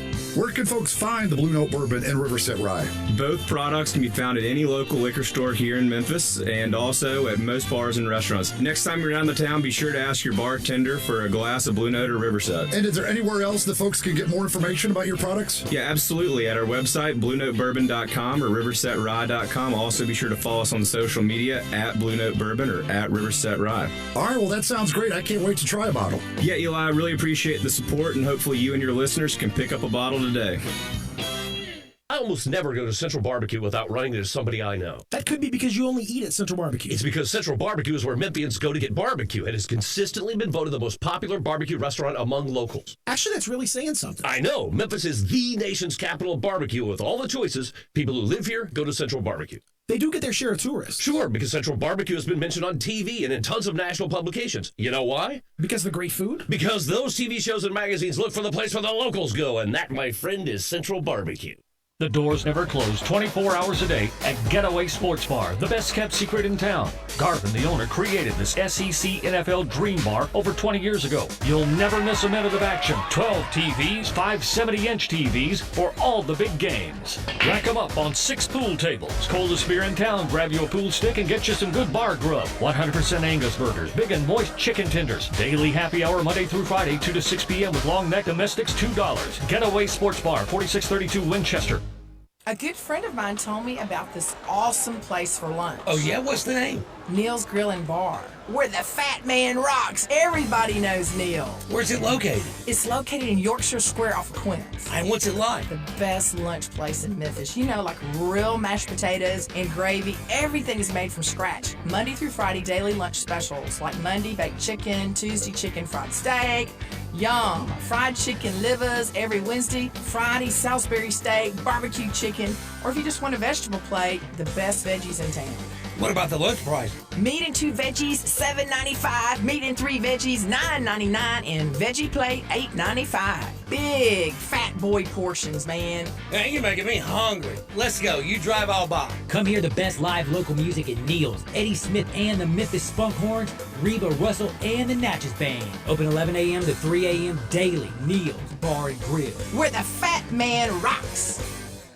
How you doing, people? And if it's a Chevy you're looking for, any new Chevy, Olive Branch is where you need to go. New 2020 Silverados and Blazers are at All-Star Chevrolet, ready for you to drive today. Traverse, Equinox, Impala, best new All-Star Chevy lineup ever. And most have 0 for 72 financing. So give these Chevys a test run. Roll the windows down. Enjoy the weather. Crank the music up. Pretend like the car is going to be yours, because it is going to be yours. And best of all, All-Star has the ABCs. A, the All-Star Challenge. Take any written offer from any Mid-South auto dealer to All-Star Chevrolet and you can get a better deal, new or pre-owned, or they buy you a tank of gas. B, best buying experience, period. No wasting your time, they make it easy. And C, customer care. You're all in. Loaner cars, free oil changes. It's the All-Star family, and they're gonna treat you like that. It's not South Haven, not the Pike, not Collierville. It's gotta be Olive Branch. Find new roads to All-Star Chevrolet or go to allstarautogroup.com. Stop. Pick up your golf clubs. Head to my favorite place, Vantage Point Golf Center, 9580 Macon Road in Cordova. Open 7 days a week. Vantage Point Golf Center. They got it all. Top Tracer powered by Top Golf. Track your shots like the pros. You know exactly where you hit the ball. Have a beer, eat a sandwich, and relax. Over 50 grass spots and fully lit for nighttime. There are 18 holes of mini golf. It's fun for the whole family. Visit Vantage Point Golf Center. They've got it all. 1 mile west of Houston Levee. Got something you want to get off your chest? You better have a backup plan. Want to join the conversation? Someone needs to tell him he has to grow up. Join us on the First Bank phone lines at 360-8255 or the First Bank text line at 67129.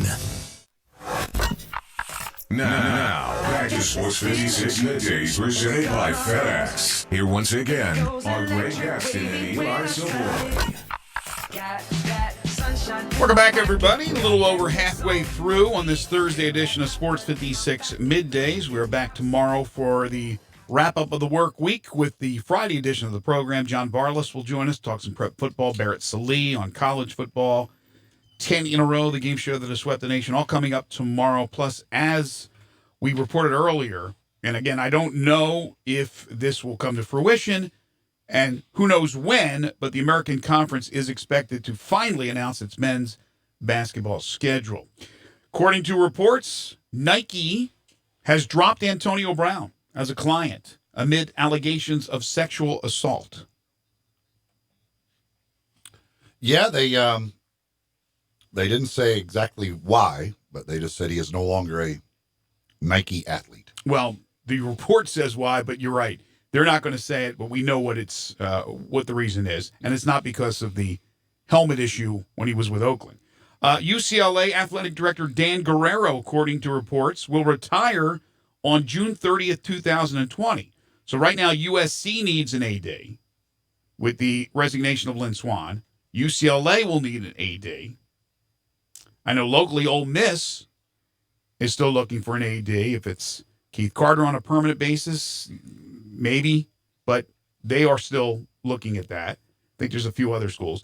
Better job, UCLA, USC. I'd go USC. Better AD job, I'd have to look at their funding and other things. I don't know about facilities and stuff out there and how much money they get, and they're in all that stuff.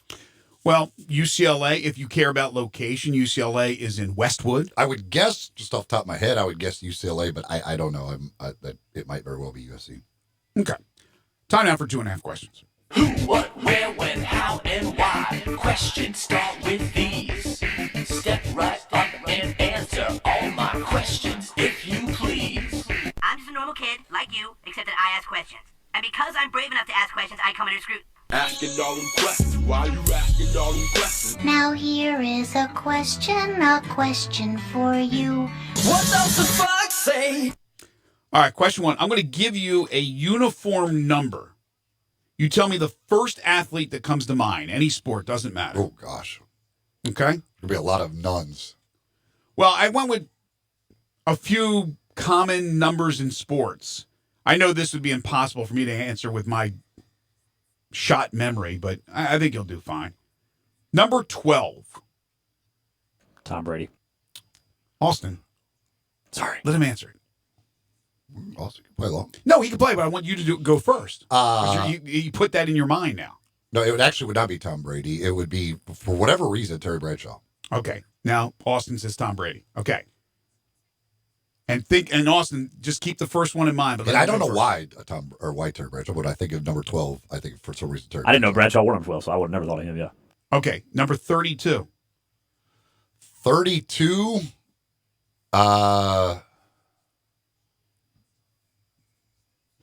Shaq. Austin. I'm trying to think of somebody that wore number 32.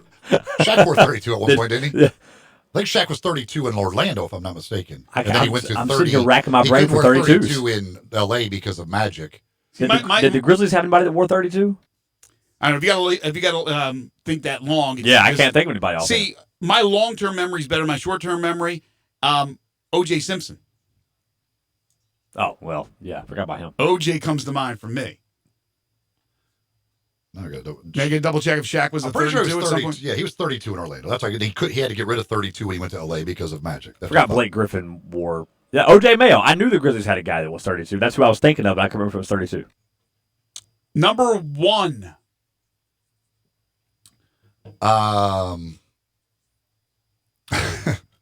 Again, if you're just going like what just pops in my head, and this is very weird, and I want to make I'm pretty sure he was number 1 is Todd Light when he played at Notre Dame. Wow, Austin. The first one that popped in my head is Zion Williamson. I know he hasn't been around that long. That's good. I'm pretty sure it was Todd Light that was at Notre Dame, the defensive back that wore number 1. Now, you know what pops into my head? Right away when I wrote this last night, I was like, 1. Isn't O'Brien Goodson of the Memphis Tigers number 1? He's a defensive lineman. Is he number 1? Can you check on that, Austin? Yeah, I'm looking it up right I'm pretty now. sure number 1 because, obviously something I'm doing with the sideline. I just remember 1. It's so unique. Who was it? Yes, he is number 1. Thank you. Wasn't there another, now in the NFL, great defensive lineman, I think a defensive end in college who had a single number? Like, what was Myles Garrett's number? Or Jadeveon Clowney? Did anyone have a single digit in college? Like a great defensive lineman? Myles Garrett, I can't remember. Was it Myles Garrett at A&M? I don't know if you can see Myles Garrett was 52, I think. Was he 52? I'm trying to remember. Just something come to my mind that there was a great defensive lineman who's in the NFL now who had a single digit number in college. But again, Jadeveon Clowney was number 7 in college. You're right. Oh, there you go. Okay. Yeah, South Carolina. Okay. Number 42. Ronnie Lott. Jackie Robinson. Jackie Robinson would be the one that pops to my mind, but Ronnie Lott. And then finally, number 13. 13. I got nothing. The Dipper for me. Nothing hits me. Will Chamberlain. Boy, number 13. That's so tough. Who wore number 13? Some will not wear it, for the obvious reasons, superstitious, but some do like 13. Todd Light did wear number 1. I was right. That was very. That's very nice. Wilt the Stilt Baby's the one that I think of. 13. I'm sitting. Okay, so yeah, A-Rod. I knew there was a baseball player that was probably prominent for wearing 13. I just couldn't think of the name that I was looking. The thing is, I don't know baseball players' numbers. Oh, Odell Beckham. That's the guy. I knew I was sitting there trying to rack my brain on who the football player was. OBJ? Baseball players, other than a few, I couldn't tell you numbers of baseball players. Because it don't matter. You're just not it's not anything that matters. They're never used. Okay, so you're saying baseball's the one? Baseball could literally, if they didn't have a number on their jersey, it wouldn't matter. All right, let's just continue for a couple of seconds here. These aren't numbers I wrote down, but I mean, I give you 44 Major League Baseball. You know, think of all-time greats. I think maybe Hank Aaron. Hank Aaron, right. 14. 14 in Major League Baseball? Mm-hmm. The guy who they won't let in the Hall of Fame. Pete Rose. I thought Pete Rose was like 40-something. 14. I would have guessed it. 14? I would have guessed his Willie number Mays. was in the 40s. Oh, I'm sorry. I gave you the name first. 24. Of course, Penny Hardaway were number Mays. one. I'm getting all kinds That's of right. texts saying we should have said Penny Penny Hardaway. Penny Hardaway were number one. That's right. I just went with Todd Light. And that was number one. And again, for our listeners, that was the question. First thing that pops in your head. Best one. Just what pops into my head is Todd Light. I loved when Todd Light was at Notre Dame. I loved Todd Light. No, I think that was great. Yeah, Zion was the first one that popped in my head, but as soon as I said it, I was like A.J. Brown because I love A.J. Brown. So I mean, just the first one that pops into your head is not necessarily the guy that you're most familiar with. See, I think baseball has more distinguishable numbers, like greats that you know the number. Because their numbers are they pick their number, and like Eli said, it doesn't quote unquote matter statistically as much because they don't use the numbers much, so you remember that number more. Yeah, I think Adam Wainwright, I'll always remember him as 50. Number 50 for the Cardinals. See, I don't remember the number. Wasn't Yogi Berra 8? Because I never. Babe Ruth will always be 3. Exactly. I think so. I think it's Mickey Mantle. Well, this might be a tough one. Wasn't he 7? Yes, I believe or maybe he was 9. Maybe no. I thought that was Maris. But anyway, I think baseball more distinguishable. But that's an interesting thing. First, it comes to mind. Most of mine are older because of the long-term memory, which I have. Look, what number does Mike Trout wear? Trout is 30.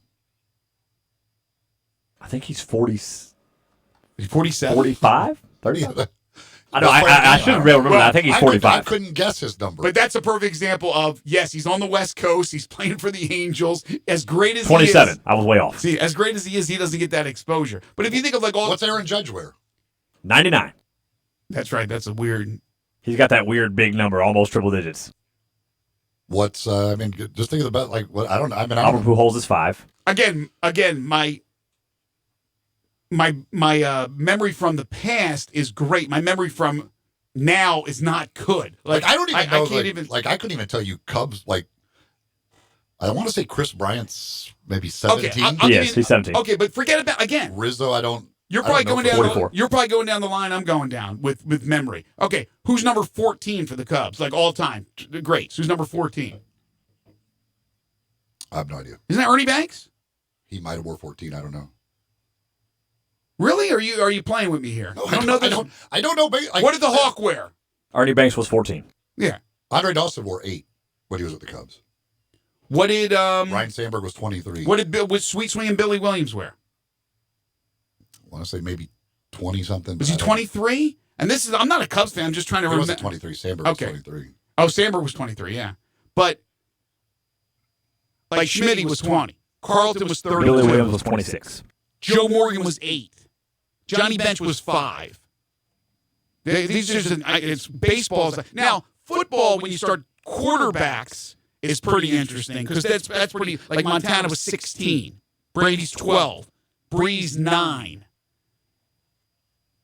Yeah, there's Eli's right. There are so many baseball players. It's only the ones that I'm really familiar with that I'll remember their numbers for forever. Well, like Eli said, if you just asked me random Cardinal player numbers, I probably wouldn't know either. What was McGuire? 25. 25, I believe. Yeah. What was Sosa? 21, I believe. That's good. Okay, 21 or 22. 21, I believe. I think it's 21. Move to question 2. If you couldn't watch one of these events the rest of your life, which one would it be? Here are your choices. The Super Bowl, NBA Finals, World Series, NCAA basketball tournament, the college football playoff, the Masters. Couldn't watch easy NBA Finals. NBA Finals. Austin? So I could not watch one of those again ever? Ever. Yeah, it's between the NBA Finals or the Masters for me. I'd have to go NBA Finals. Okay. Finally, Eli, this is a question of choose your favorite I will give you two names of broadcasters. You tell me which one is your favorite. Jim Nance, Joe Buck.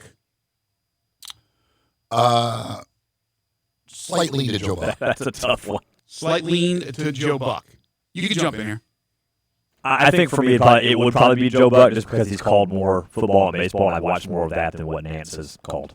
Chris Fowler, Brad Nessler. Nessler. Same. Gary McCord, Peter Costas. McCord. I don't remember much about McCord, to be honest with you. He tries to joke a lot. He's very entertaining, but Costas is really good. I know Costas is really good, yeah. He's been on the show. Gus Johnson, Sean McDonough. Oh, Gus, for me, without question. I love listening to Gus. C. Neither. None of the above. None of the above. You don't like either one? I guess I would go with Gus, but I don't. I just love how into it Gus gets, no matter who's playing. He gets, to me, way too excited over a 3-yard gain at the 40-yard line. Mike Bream, Kevin Harlan. Kevin Harlan. Harlan for me. Kevin Harlan against anybody on the list. Harlan's amazing. Friend of the show. Fantastic. I would agree with you. Mike Tirico, Joe Tessitore. Tirico's great. Tony Romo, Troy Aikman. Romo. Okay.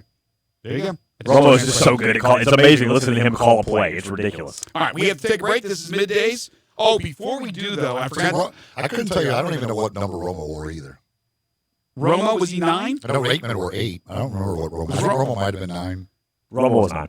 How about that? I forgot to tell you about hour number 1. But hour number 1, we are now in hour number 2. Our first hour sponsor is Davis Motorhome Mart. So let me tell you about Davis Motorhome Mart. Over 7.5 acres of beautiful travel trailers, motorhomes, fifth wheels, toy haulers, towable half-tons, motorhomes from 27 feet up to 45 feet in length with brands like Winnebago, Coachman, Puma, Highland Ridge, and Tiffin. They are a top 10 Tiffin dealer in the entire United States. My brother in town leaves tomorrow. He's with his wife, my sister-in-law, and they drive around the country in a beautiful, beautiful RV. I think they got a 43-footer, and they enjoy it. So it's something that maybe is on your bucket list, something you want to do. Maybe you definitely want to do. Well, if you have those intentions, you need to check out the great folks at Davis Motorhome Mart.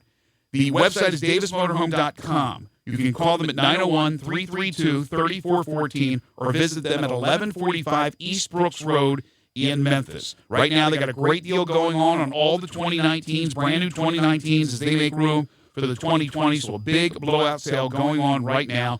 Locally owned, family owned and operated. It's Davis Motorhome Mart, first hour sponsor of the show, even though we're in hour number 2. We'll take a break.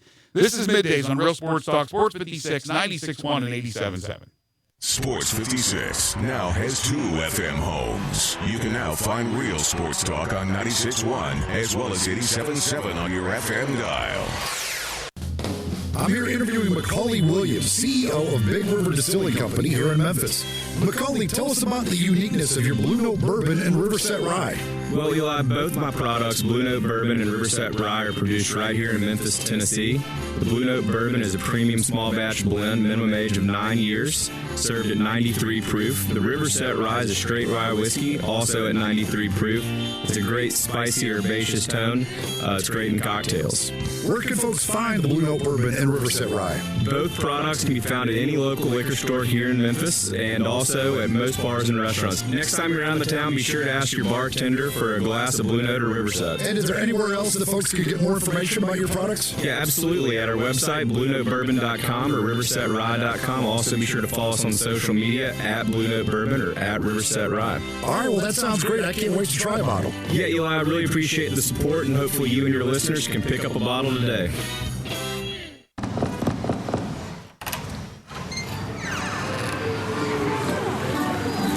We could stay here forever. We deliver olives, Greek sandals, and everything you need to relive that perfect trip to the Mediterranean. But what you really get when FedEx knocks on your door is so much more. FedEx delivery. Memories. What we deliver by delivering.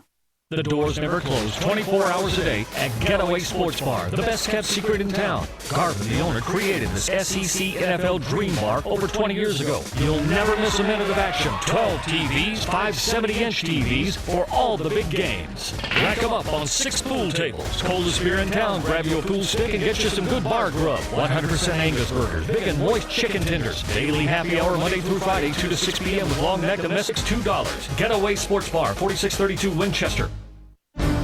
Scott Graham from Westwood One with a preview of Thursday Night Football, sponsored by the Alliance for Lifetime Income.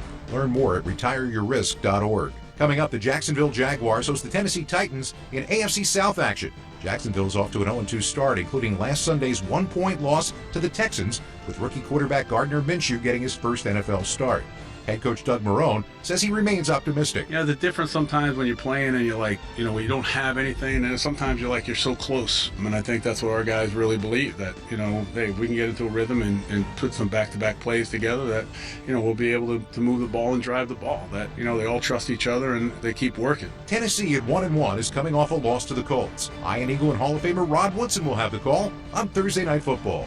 Remember to listen to Westwood One's coverage of the NFL all season long, right here on Real Sports Talk, Sports 56, 96.1, and 87.7.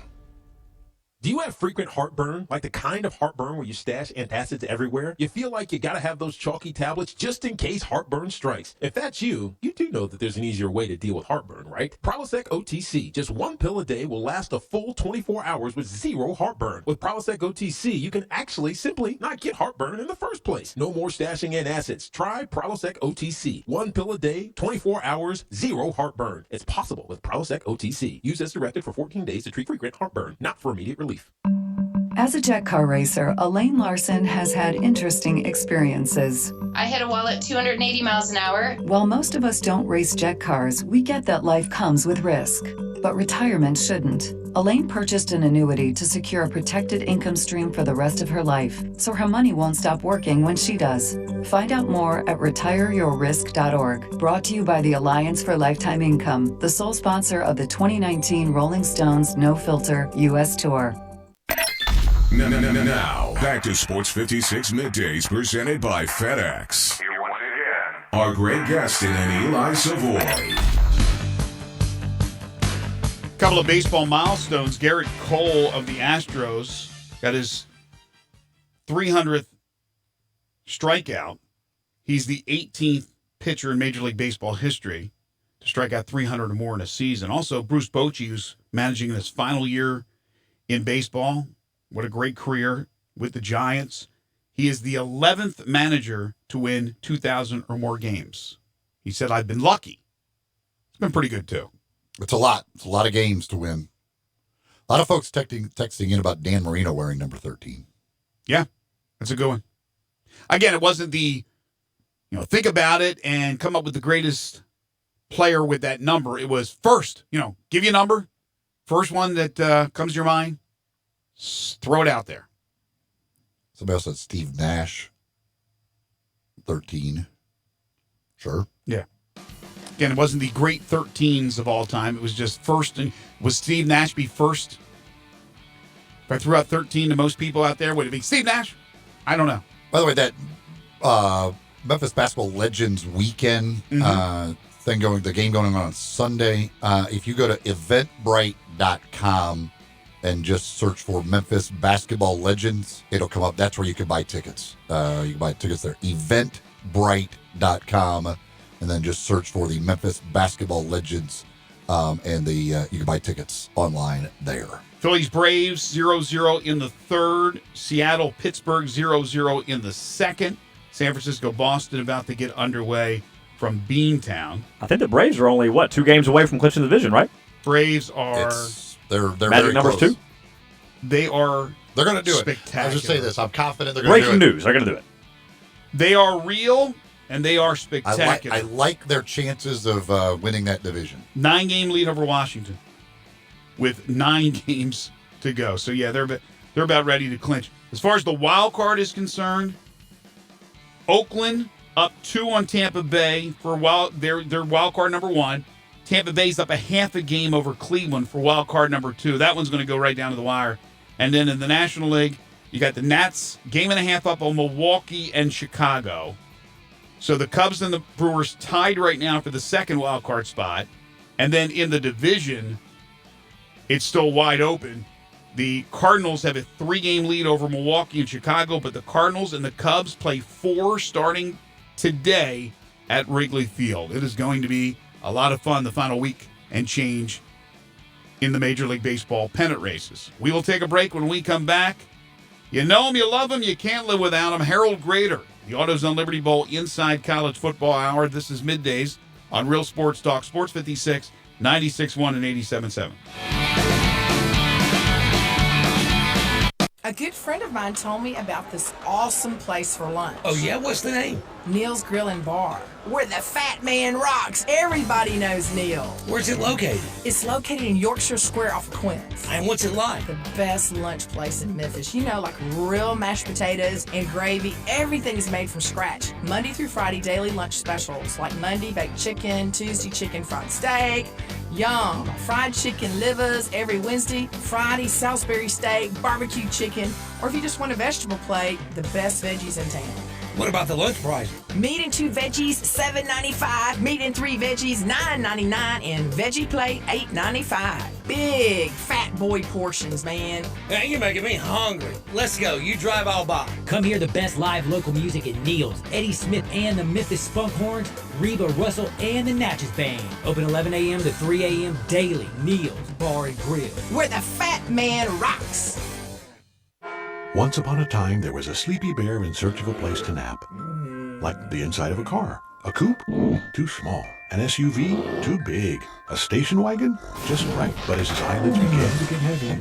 Covered it. September 30th, 2013. Talk to farmers. We know a thing or two because we've seen a thing or two. Call Chad Gatlin at 901-235-1176 or get a fast quote at memphisfarmers.com. We are farmers. Bum, bum, bum, bum, bum, bum. Underwritten by Farmers Stock Fire Insurance Exchanges and Affiliates. Products not available in every state. If you need glass replaced, there's only one name you need to know. Ben Swinger Glass, the largest full-service glass company in the U.S. They've been an industry leader for over 125 years. For all your residential, commercial, or auto glass needs, Ben Swinger Glass is the name you need to know. 24-hour emergency service for all commercial customers, plus a nationwide warranty on all professionally installed glass. Visit Ben Swinger Glass in Midtown, located at 340 South Hollywood, across from the Liberty Bowl. Visit their website, benswingerglass.com. Ben Swinger Glass. Hi folks, Rob Walker, Infinity of Memphis, and we've got a new Infinity crossover vehicle that has raised the standard of comparison to a new level. Imagine having both sports car performance and eco-friendly efficiency on demand, working together to empower every driving experience. The result of 20 years of engineering, QX50's award-winning variable compression turbo engine is the world's only engine of its kind. Like 2 engines in one, it delivers a combination of power and efficiency that is truly in a category all its own, and only Infinity has it. You'll never sacrifice performance for the sake of efficiency again. And the new QX50 offers more horsepower than its Audi, Lexus, and Mercedes competitors. Add to that QX50's award-winning sumptuous interior, and you have the best combination of performance and comfort in the mid-size crossover segment. Infinity of Memphis, and online at infinityofmemphis.com. I don't think I really admire about Central Barbecue is their commitment to quality. Then why do they let you do their commercials? I'm talking about their food. Everything is prepared with devotion to taking the time and effort to create perfect barbecue. Oh, I know. That's exactly why I was wondering why... They're not kidding with that slow-smoked Memphis-style slogan. They smoke their pork for 14 hours. Do they have to? They do if they want to be the best barbecue in Memphis, and they are. And yet they let you just throw together... There's nothing better than Central Barbecue because they care. Except apparently about their radio ads. 125 seasons of Ole Miss football. My dude, he may go. Dexter breaks the tackle. Wallace between 2 defenders. The tradition continues. He's in the end zone. Touchdown, Ole Miss. Breaks a tackle. He's gone down the sideline. Touchdown, Ole Miss. He is a beast. Saturday, Ole Miss battles Cal. Pre-game coverage starts at 9 a.m. with kickoff at 11. Right here on your home for the Rebels. Sports 56, 96.1 and 87.7 FM. We are Sports 56, WHBQ Memphis, WIVG-FM Tunica Memphis, and WPG-FLP Memphis. Flynn Broadcasting Stations. Welcome back to Sports 56 Middays, delivered by FedEx. It's time now for the AutoZone Liberty Bowl Inside College Football Hour. Here are your hosts, Greg Gaston, Eli Savoie, and Harold Grader. Welcome back, everybody. 12:01 the time. Our final hour today here on Sports 56 Middays. It is indeed the AutoZone Liberty Bowl Inside College Football Hour. Greg, Eli, Austin, soon to be joined by Harold. We are in the Family Leisure Studios where family and fun come together. Family Leisure, 2120 Whitten Road, just north of I-40. Sports 56 Middays delivered each and every day by our title and presenting sponsor, FedEx. Visit FedEx.com/e-commerce to see how to turn browsers into buyers. Learn how FedEx can help you take your business to the next level. Big shout out always to our title and presenting sponsor, all the great folks at the FedEx Corporation. If you would like to talk college football, you can call in on the First Bank phone lines at 360-8255. First Bank text line. Hit us up with a text at 67129 or message us at Sports 56 WHBQ on Facebook, Periscope, Instagram, YouTube, and Twitter. A million ways to be a part of the conversation. We'll have the world-famous Pick Six coming up a little bit later on in the hour. As we await Harold Grader, let's talk a little bit more. If you want to play the game of where in the world is Harold Grader, you're more than welcome to do that, too. Or Eli's prediction is in. Or guess when Harold will come here. But I'm sure he's listening as he's driving in here. I'm tracking his whereabouts as he updates me. I'm feeling pretty good about my guess here. I'm feeling good about it. Last week I nailed it right on the money, so I'm hoping if I can go 2 for 2. Well, we will not wait. We will start with tonight's game between Houston and Tulane. We talked a little bit about the game with Brandon Lang, handicapper extraordinaire, who said he liked Tulane. And as much as I know Houston can score, and it's Dana Holgerson's first year, but he's an offensive guy, the more and more I am really impressed with Willie Fritz and what he's done at Tulane. They got a quarterback who is good, solid, and a defense that is playing exceptional. Good interior players. The offensive line is strong. They'll try to run the ball. They're a 5-point favorite. They're playing not in the Dome. That's long ago. They got the new stadium there for the last few years. It's a nice one. I think Tulane wins this game, and I think they're going to be I think both these teams will be formidable opponents for Memphis later on down the line. Tulane, having beaten the Tigers pretty handily last year, I think they'll have their hands full with Tulane once again. So what do you think about tonight? I like the Wave minus the 5. Well, since Justin McMillan became the starting quarterback at Tulane midway through the season last year, they are 7-2 now. The only losses being the Auburn game this year, which certainly was nothing to be ashamed of. They played quite well against Auburn. Really had it very close in the first half. Auburn, I don't remember what the finals ended up being, but Auburn won by 17 or something like that? Somewhere in that range. The only other loss with Justin McMillan at quarterback for Tulane in their 9 games was against Houston. Houston just manhandled them last year in Houston. So, but they made a coaching change. It's at Tulane. I think there's it's a big difference. If I was going to have to bet it, probably go with a slight lean towards Houston and the points. But I don't know. I feel like I'll get a better feeling on Tulane after tonight. I think tonight is kind of the game I've been waiting for with Tulane to really kind of tell me what they are. Yeah, I'm really interested in seeing. I said this on Monday, and when we made our preseason predictions, I had Tulane 3rd in the division. I'm not going to put them ahead of UCF, and I did not put them ahead of Cincinnati.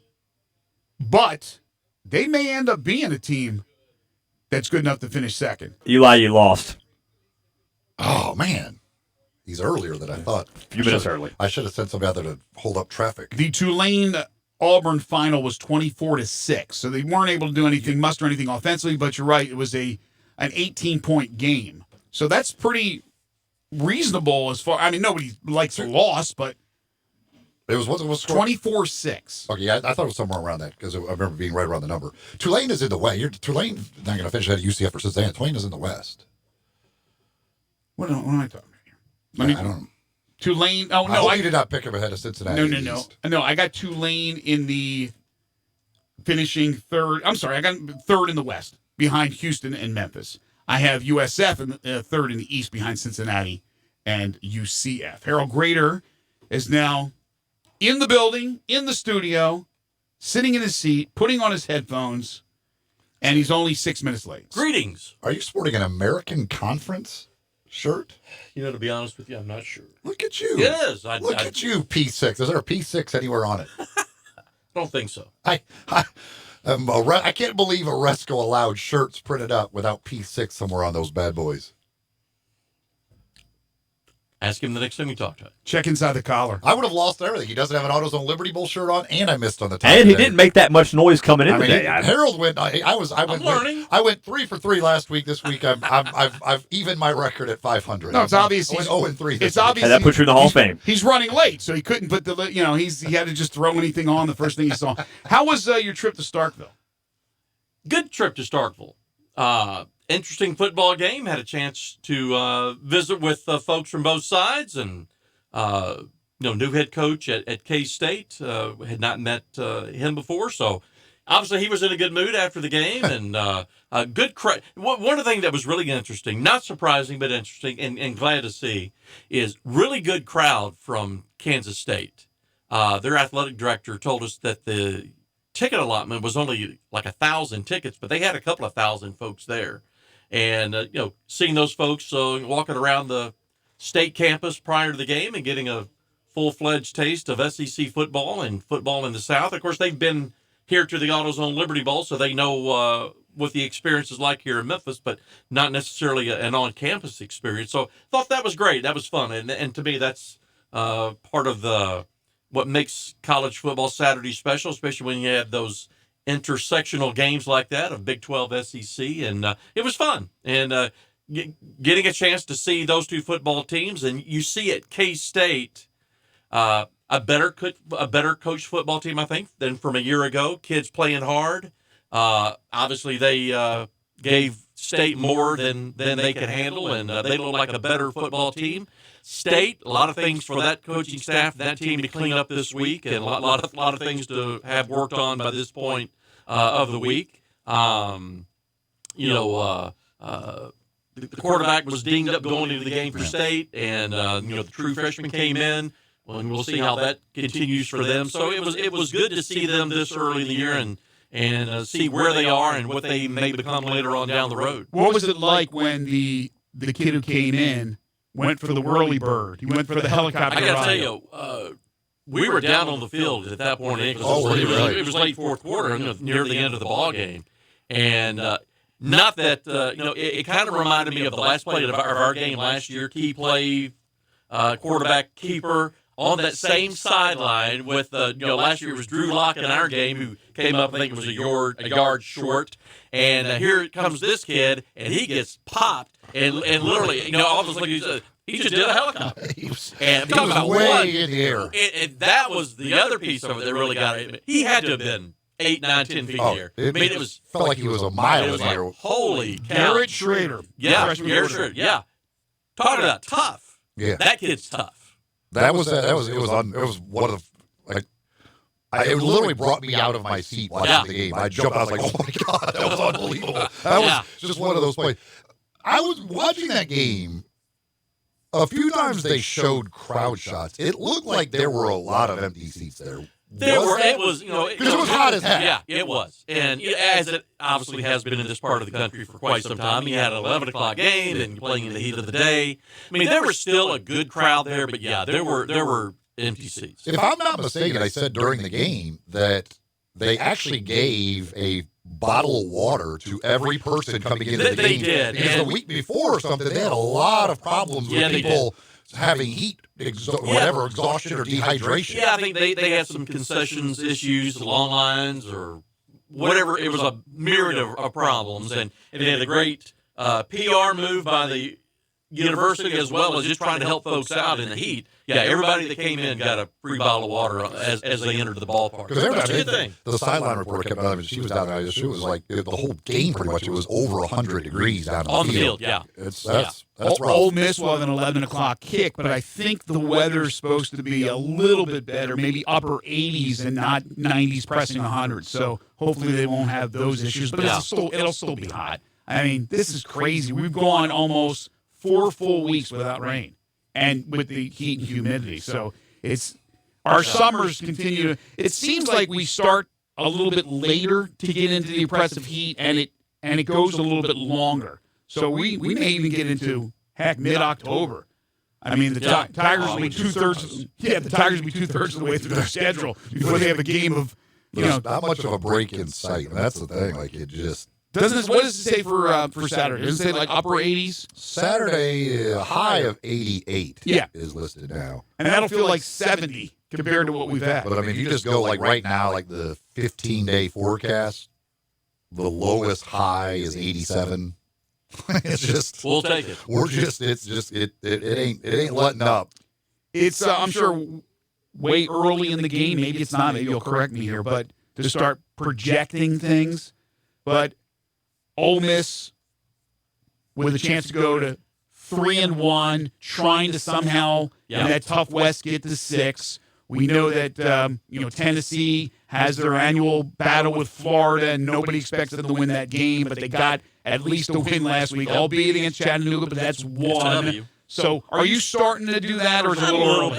A little bit. Realistically, it may be a little early for us. Obviously, the media folks do that on a weekly basis, which is interesting to see what they're thinking. And some I think more have a better insight or handle on that than others. But it's always interesting and fun, and that's what we all talk about. The fans talk about. But I would say give it a couple of more weeks. Let's get through week 6 when you could be bowl eligible or not, and see where things stand, who's getting close, and then by then you may have a better handle on who's probably not going to get there. So I'd give it a couple of more weeks. From the Big 12 side, what are kind of the projections of who's going to be in your kind of neighborhood?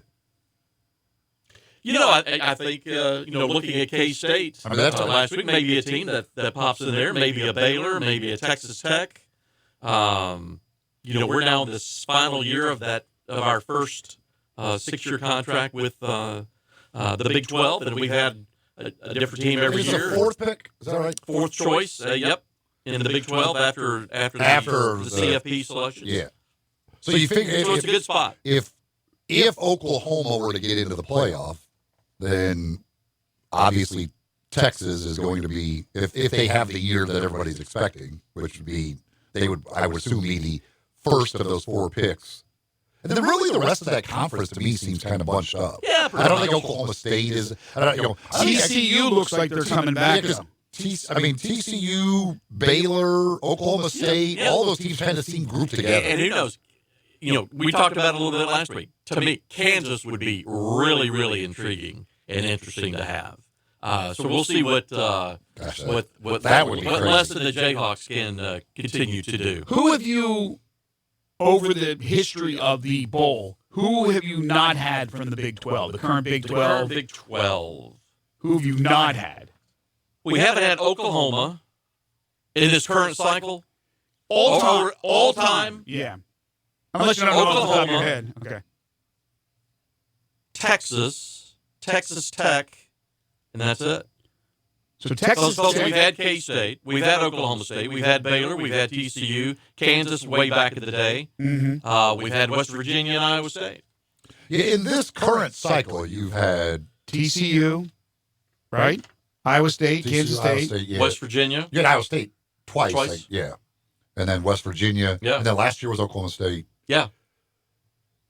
So Texas Tech really. So this will be year 6 of the first 6-year cycle. Then we just extended that Baylor this summer for another 6. When have you had Baylor? That's back in the 80s. Way back, yeah. So they have it on a current thing. Yeah. I think Baylor. Back in the 80s, they played LSU. In the AutoZone Liberty Bowl. Matt Rule has done a nice job. Baylor's coming back. Had nothing to do with Matt Rule. the past history, Right. the problems. But do you think people have kind of gone beyond that a little bit now? And Baylor, because I think you're right. I mean, Baylor. I don't know how they travel though. I have no idea how their fans travel, but I think Baylor would be a fun team to have here. That's what I'm asking you. Yeah, would it be a fun team? You know, and they expressed some interest last year. You know, with Mac Rhodes as the AD, he's a friend of ours and familiar with the bowl, as is Matt Rule, having coached in the American at Temple. I agree with you. I think they'd be a fun team. How do they travel? Well, those are things that we look into during the course of a year, and they'd be a fun football team. It's, to your question, Greg, my sense around the Big 12 and around Baylor is they've moved beyond all of that, and that Matt and the new leadership, they really have worked hard to get beyond that and to say, hey, it is a new day. Yeah. And it's new folks. Here's how we operate. Here's the kind of people we are. Here's the type of program we're going to run. And that corner was turned long ago, and I think they're headed in a very positive direction with that leadership of Mac Rhodes and Matt Rule. Well, the 45-38 last year, they beat Vanderbilt in a bowl game. The three you mentioned, the three you mentioned that have not played ever in Memphis at the AutoZone Liberty Bowl, Oklahoma. Well, we figure they're a playoff team or just about a playoff team, right? Texas, unless they go and lose a few. But Texas Tech's interesting because the Kingsbury days are over. Yeah. The Leach days are over. This is Matt Wells, who I like a lot, former Utah State head coach, but it's a different type of team. They lost Arizona. He's trying to get his footing there. And that's another school over the last 2-3 years. They've expressed interest in coming here. The bulk of I was in Lubbock last year for a game, and it's out there. Texas is a humongous state if you've never traveled from one side to the other or from north to south. But for Texas Tech, the bulk of their alumni base is in Dallas. So you can obviously get from here to there pretty easily, straight down the interstate, nonstop, unless you stop at a Whataburger in Texarkana, Texas, or something. And if you don't, you're just if you don't do that, not that I've done that, then you're just being an idiot. If you don't stop at Whataburger, that's on you. That just says a lot about you. I mean, you have to stop. How far is Lubbock once from or Dallas? twice or a dozen times. How far is Lubbock from Dallas? Driving, and that's what my trip was last year. Flew to Dallas, drove, which I thought was interesting experiment, so to speak, to see what the fan might experience on travel. It was like another 4 or 5 hours by car from Dallas to Lubbock. I mean, it's amazing. out there. The state of Texas is amazing to me. Like how far like everything is from each other. Like I can't comprehend how big that state is and driving through it. Yeah. All right, let me switch gears before we take the break. This is an interesting little tweet from our friend Connor O'Gara, who joins us on Mondays. So I'm going to put you guys on the hot seat here. This is according to Vivid Seats. These are going to be the top 5 most expensive tickets for this week's games. And this is the median ticket price. Okay? So I'll give you the 5 games, and you're going to have to guess and I'm going to go in order, 1, 2, 3, 4, 5. So this will be the most expensive ticket. You guess what that's easy. Median ticket. Well, you'll know the game. You'll know the teams. You want I'm going to tell you. I'm going to give you you got to give me the price. Notre Dame, Georgia. What is the median ticket price according to Vivid Seats? $600. I go slightly lower. I'll go 500. $630. Now, is that going to be the all-time regular season record? It's going to be close if it's not. Way up there. This is the median ticket price. Yeah. Now we're going to drop a lot here now for number 2. Okay, we're going to drop significantly, but still, it's an expensive ticket. Michigan, Wisconsin. $300. $250. $184. Whoa, big drop. $184. That's number 2? That's number 2. You will be shocked at number 3. Shocked. North Carolina and Appalachian State. What? There's a run on tickets for that game? Guess the price. Again, the median ticket price according to Vivid Seats. What was the last game? Last one was $184. I want to say $125. $125. $95. $183. Whoa. Unless you're family or $183 to go see App State and North Carolina. Okay. LSU Vanderbilt in Nashville. That's where I will be this Saturday. Hey, I bet you're not paying for your. A lot of LSU folks there. I'm going to guess expect they'll have a decent amount. So the last one was 184. The last one was 183. 183. I'm going to say 150 because of the demand by LSU. Sure, I'll say one. I like the 150 number. 160. You guys were pretty close. By the way, it's a good thing it's not one of our games that we're picking today is LSU and Vanderbilt because obviously they're feeding you in Nashville. But I don't think you're going in that direction. And finally, Auburn and Texas A&M. This is fifth. Which I think is going to be a fun game to watch. I know, and the fifth highest on this list. I thought it would be number 2. So Vandy was 160. Auburn and this is at A&M, right? Yes. At College Station. 145. 130. 146. I cannot believe people are paying less for those than North Carolina App State. That is crazy to me. Well, but the thing, though, you have to remember is... Vandy's very small stadium. It's LSU driven. Availability, seat availability. A&M, you got 100,000 people. It holds 100,000, and they play there every other year. So Auburn fans aren't like, we got to go to A&M because this is our only chance to do it. Like it's App State. I assume this must be the first time App State's ever played. Is this the first time App State and North Carolina have played? I have no idea. I don't know. I would have guessed it probably is. Check that. So everybody from, what is it, Boone? Is it Boone, North Carolina, where App State is? I believe it is Boone. Guess everybody from Boone is going to... They empty the town. They're all going to the game. I assume it's at North Carolina, right? This game's not at App State. Oh, maybe that's the deal.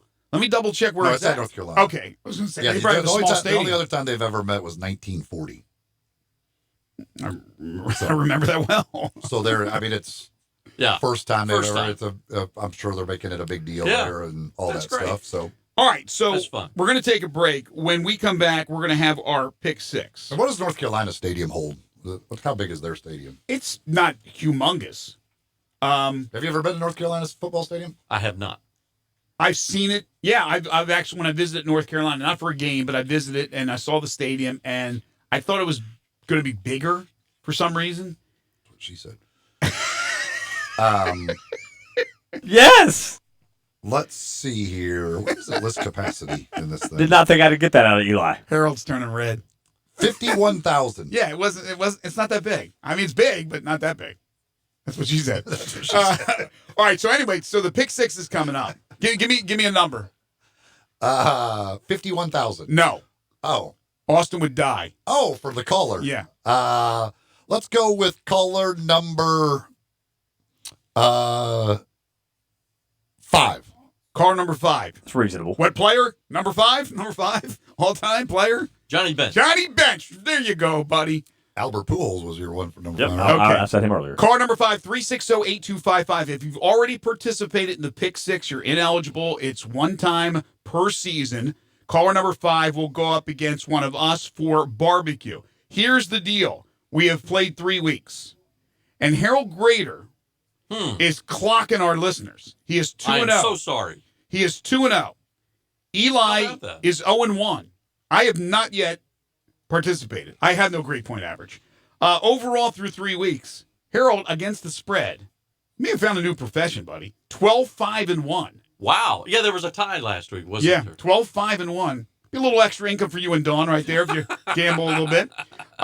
I am 8-9-1. The callers are 8-9-1, and Eli's a game behind at 7-10. She would say she gambled when she married me, so we're not gonna do that. So you outkicked your coverage, buddy. 8-9-1, 8-9-1 for Eli and for me and the callers. Eli 7-10-1, but Harold Grader 12-5-1. How about that? So pick accordingly when we return. This is Middays on Real Sports Talk, Sports 56 87.7, Sports 56 96.1 87.7 FM, and the AutoZone Liberty Bowl inside College Football Hour. Listen online anywhere, anytime at sports56whbq.com. The doors never close 24 hours a day at Getaway Sports Bar, the best kept secret in town. Garvin, the owner, created this SEC NFL Dream Bar over 20 years ago. You'll never miss a minute of action. 12 TVs, 5 70-inch TVs for all the big games. Rack them up on 6 pool tables. Coldest beer in town, grab you a pool stick and get you some good bar grub. 100% Angus burgers, big and moist chicken tenders. Daily happy hour Monday through Friday, 2 to 6 p.m. with long neck domestics, $2. Getaway Sports Bar, 4632 Winchester. For over 8 decades, America's farmers have counted on the Little Red Tractor from Case IH, the Farm All, to help them make short work of their demanding chores. Well, Mid-South Ag Equipment can show you they aren't just for farms anymore. With horsepower ranging from 30 to 105, plus an army of attachments, these tractors can tackle every chore on your to-do list. Call 662-890-3141 or stop in today to find a Case IH Farm All that's right for you. I almost never go to Central Barbecue without running into somebody I know. That could be because you only eat at Central Barbecue. It's because Central Barbecue is where Memphians go to get barbecue. It has consistently been voted the most popular barbecue restaurant among locals. Actually, that's really saying something. I know. Memphis is the nation's capital of barbecue. With all the choices, people who live here go to Central Barbecue. They do get their share of tourists. Sure, because Central Barbecue has been mentioned on TV and in tons of national publications. You know why? Because of the great food? Because those TV shows and magazines look for the place where the locals go, and that, my friend, is Central Barbecue. I'm here interviewing Macaulay Williams, CEO of Big River Distilling Company here in Memphis. Macaulay, tell us about the uniqueness of your Blue Note Bourbon and Riverset Rye. Well, Eli, both my products, Blue Note Bourbon and Riverset Rye, are produced right here in Memphis, Tennessee. The Blue Note Bourbon is a premium small batch blend, minimum age of 9 years, served at 93 proof. The Riverset Rye is a straight rye whiskey, also at 93 proof. It's a great spicy herbaceous tone. It's great in cocktails. Where can folks find the Blue Note Bourbon and Riverset Rye? Both products can be found at any local liquor store here in Memphis and also at most bars and restaurants. Next time you're around the town, be sure to ask your bartender for a glass of Blue Note or Riverset. And is there anywhere else that folks can get more information about your products? Yeah, absolutely. At our website, BlueNoteBourbon.com or RiversetRye.com. Also, be sure to follow us on social media at Blue Note Bourbon or at Riverset Rye. All right, well, that sounds great. I can't wait to try a bottle. Yeah, Eli, I really appreciate the support, and hopefully you and your listeners can pick up a bottle today. What happens to your decision-making when you drink? Well, after one drink, you feel confident. A few more, and calling your ex at 1 a.m. seems like a great idea. And you're pretty sure the secret to a great taco is 4-day-old macaroni. The bottom line, drunk you doesn't make great decisions. So you're risking a DUI or worse if you count on him to get you home. Plan before you party. Get home safe. Paid for by the Tennessee Highway Safety Office. Ian Eagle here from Westwood One with a Thursday night football preview sponsored by the Alliance for Lifetime Income. Learn more at retireyourrisk.org. Hall of Famer Rod Woodson will join me for AFC South action, the Tennessee Titans and the Jacksonville Jaguars. Both teams coming off close losses. The Jaguars fell to the Texans while the Titans came up short against the Colts. Tennessee head coach Mike Vrabel says they have a laundry list of areas for improvement. Being better on third down, stopping the run, tackling better, being good in the red zone. So, there's a lot of things that we talk about winning the fourth quarter. 1 week in this league, you'll execute them and you'll win. And then when you don't execute those things that you talk about each week, you usually lose. Join us for all the action from Jacksonville on Thursday Night Football. Remember to listen to Westwood One's coverage of the NFL all season long, right here on Real Sports Talk, Sports 56, 96.1, and 87.7. Do you have frequent heartburn, like the kind of heartburn where you stash antacids everywhere? You feel like you gotta have those chalky tablets just in case heartburn strikes. If that's you, you do know that there's an easier way to deal with heartburn, right? Prilosec OTC, just 1 pill a day will last a full 24 hours with zero heartburn. With Prilosec OTC, you can actually simply not get heartburn in the first place. No more stashing antacids. Try Prilosec OTC. 1 pill a day, 24 hours, zero heartburn. It's possible with Prilosec OTC. Use as directed for 14 days to treat frequent heartburn, not for immediate relief. Pros, start with Lowe's to get more of the brands you trust every day and at the right prices, including the Little Giant King Combo Ladder, the world's first step, extension, and leaning ladder for only $159. And find the supplies you use most and save by buying in bulk, like 20% off in-stock GAF or Owens Corning shingles when you purchase by the pallet. Order at Lowe'sForPros.com and have your order delivered or pick up in store. Our dedicated pro loaders will load you up and get you back to the job site where you're needed most. Do it right for less. Start with Lowe's. Selection varies by location, U.S. only. Now, back to Sports 56 Middays delivered by FedEx. Now more of the AutoZone Liberty Bowl Inside College Football Hour. Here once again are Greg Gaston, Eli Savoie, and Harold Grader. So I mentioned before the break, Harold's ferocious, 2-0 now against the Callers. Last week he went up against John, and Harold was 4-1-1. We had the rare tie in the Florida-Kentucky game, but 4-1-1. And then John was 1-4-1. So that's two people Harold has John, to buy barbecue for. John, I am sorry. Yeah, so now we move to week number 4. I don't have any piggy bucks to soothe your hurt, but come out of that you have a AutoZone credit card, right? Come out of that AutoZone Liberty Bowl budget. Steve won't care. Just, hey, if you're going to keep beating the people. Lucky caller number 5 is our friend Thomas. Let's bring him onto the show. Hello, Thomas. Hey guys, how you doing? Doing fantastic. Hope you're doing well. Yes, I'm doing fine. The first question, aside from the 6 games, you have to answer those questions. But the question that's most important is, who are you going up against this week? You, Greg. Uh-oh. Oh. Thomas has called me out right here on the air. Enjoy the barbecue. Hey, I don't want to have no part of Harold or Eli. Well, Eli's 0-1 so far, but Harold right now is a locomotive. Yeah, he's a machine. Get out of his way. All right, so this will be my first one this year against a caller. You and I heads up, Thomas. It'll be a lot of fun, so let's get into it. We got some great games this week. I've been having a tough time trying to get 6 good games. Now it's like, oh, man, I wish we had 8 or 9 of them. But we'll start off with the battle in the Big Ten. Michigan, 3.5-point underdog at Camp Randall against Wisconsin. It's always customary to begin with Harold Grader. Harold. Indeed. I think this one's going to be close. I think it'll be a fourth-quarter game. The difference is going to be the Wisconsin defense. That is the key to the outcome. I am going to give... I'm taking Wisconsin. Let Coach Khaki Pants have the 3.5. Okay. Eli? Wisconsin's defense numbers are pretty impressive so far. Now, Michigan, obviously, the best team they've played. I hate the hook, but, I'm taking Wisconsin here. I think Wisconsin at home. Michigan hasn't done anything to show me that they can. They're up for this task right now. I'm taking Wisconsin, but the hook does scare me. Well, anybody who listens to the show regularly knows how much I love Wisconsin and everything about Wisconsin. Just joking. But I do not like what Harbaugh's doing at Michigan. I don't have faith in him. I don't have faith in Shea Patterson in a big game. It's on the road at Wisconsin. Those kids are going to be crazed up. That is one home field advantage, Camp Randall. I'm taking Wisconsin. I think they win this game somewhat comfortably, maybe a 10-point win. All right, that's 3 for Wisconsin, Thomas. I agree with you, Greg. I think that Wisconsin with that like you guys talking about that defense. I think, and I'm like you. Harbaugh hasn't shown me anything since he's been in Michigan. So I'm going to take Wisconsin. I think it's going to be double digits too. Yeah, maybe for Michigan fans will finally show something, but so far I don't think he has. I'm in agreement. So I might even eat some cheese while watching the game. Clean, and drink a beer. Clean sweep. I can drink their beer though. What's the big beer in Wisconsin? It's Lord Miller Light. That's right, Miller. All right, we move to the. I'll have a bratwurst though. I'll have a bratwurst and some cheese. I'm with you. We move to this interesting battle between Cal, coming all the way from Berkeley, California, to Oxford, Mississippi, to take on Austin Eldridge's Rebels. Cal gets 2 points on the road. Eli, you're picking first. This one's a difficult one in my mind. Because I like Cal's. I kind of like Cal, although coming here, and I know the offensive lineman we had on yesterday says that the time doesn't matter. I don't think the time matters, but I do think the heat does matter a little bit for those guys. The other thing is, this is an on-ranked team favored over a ranked team.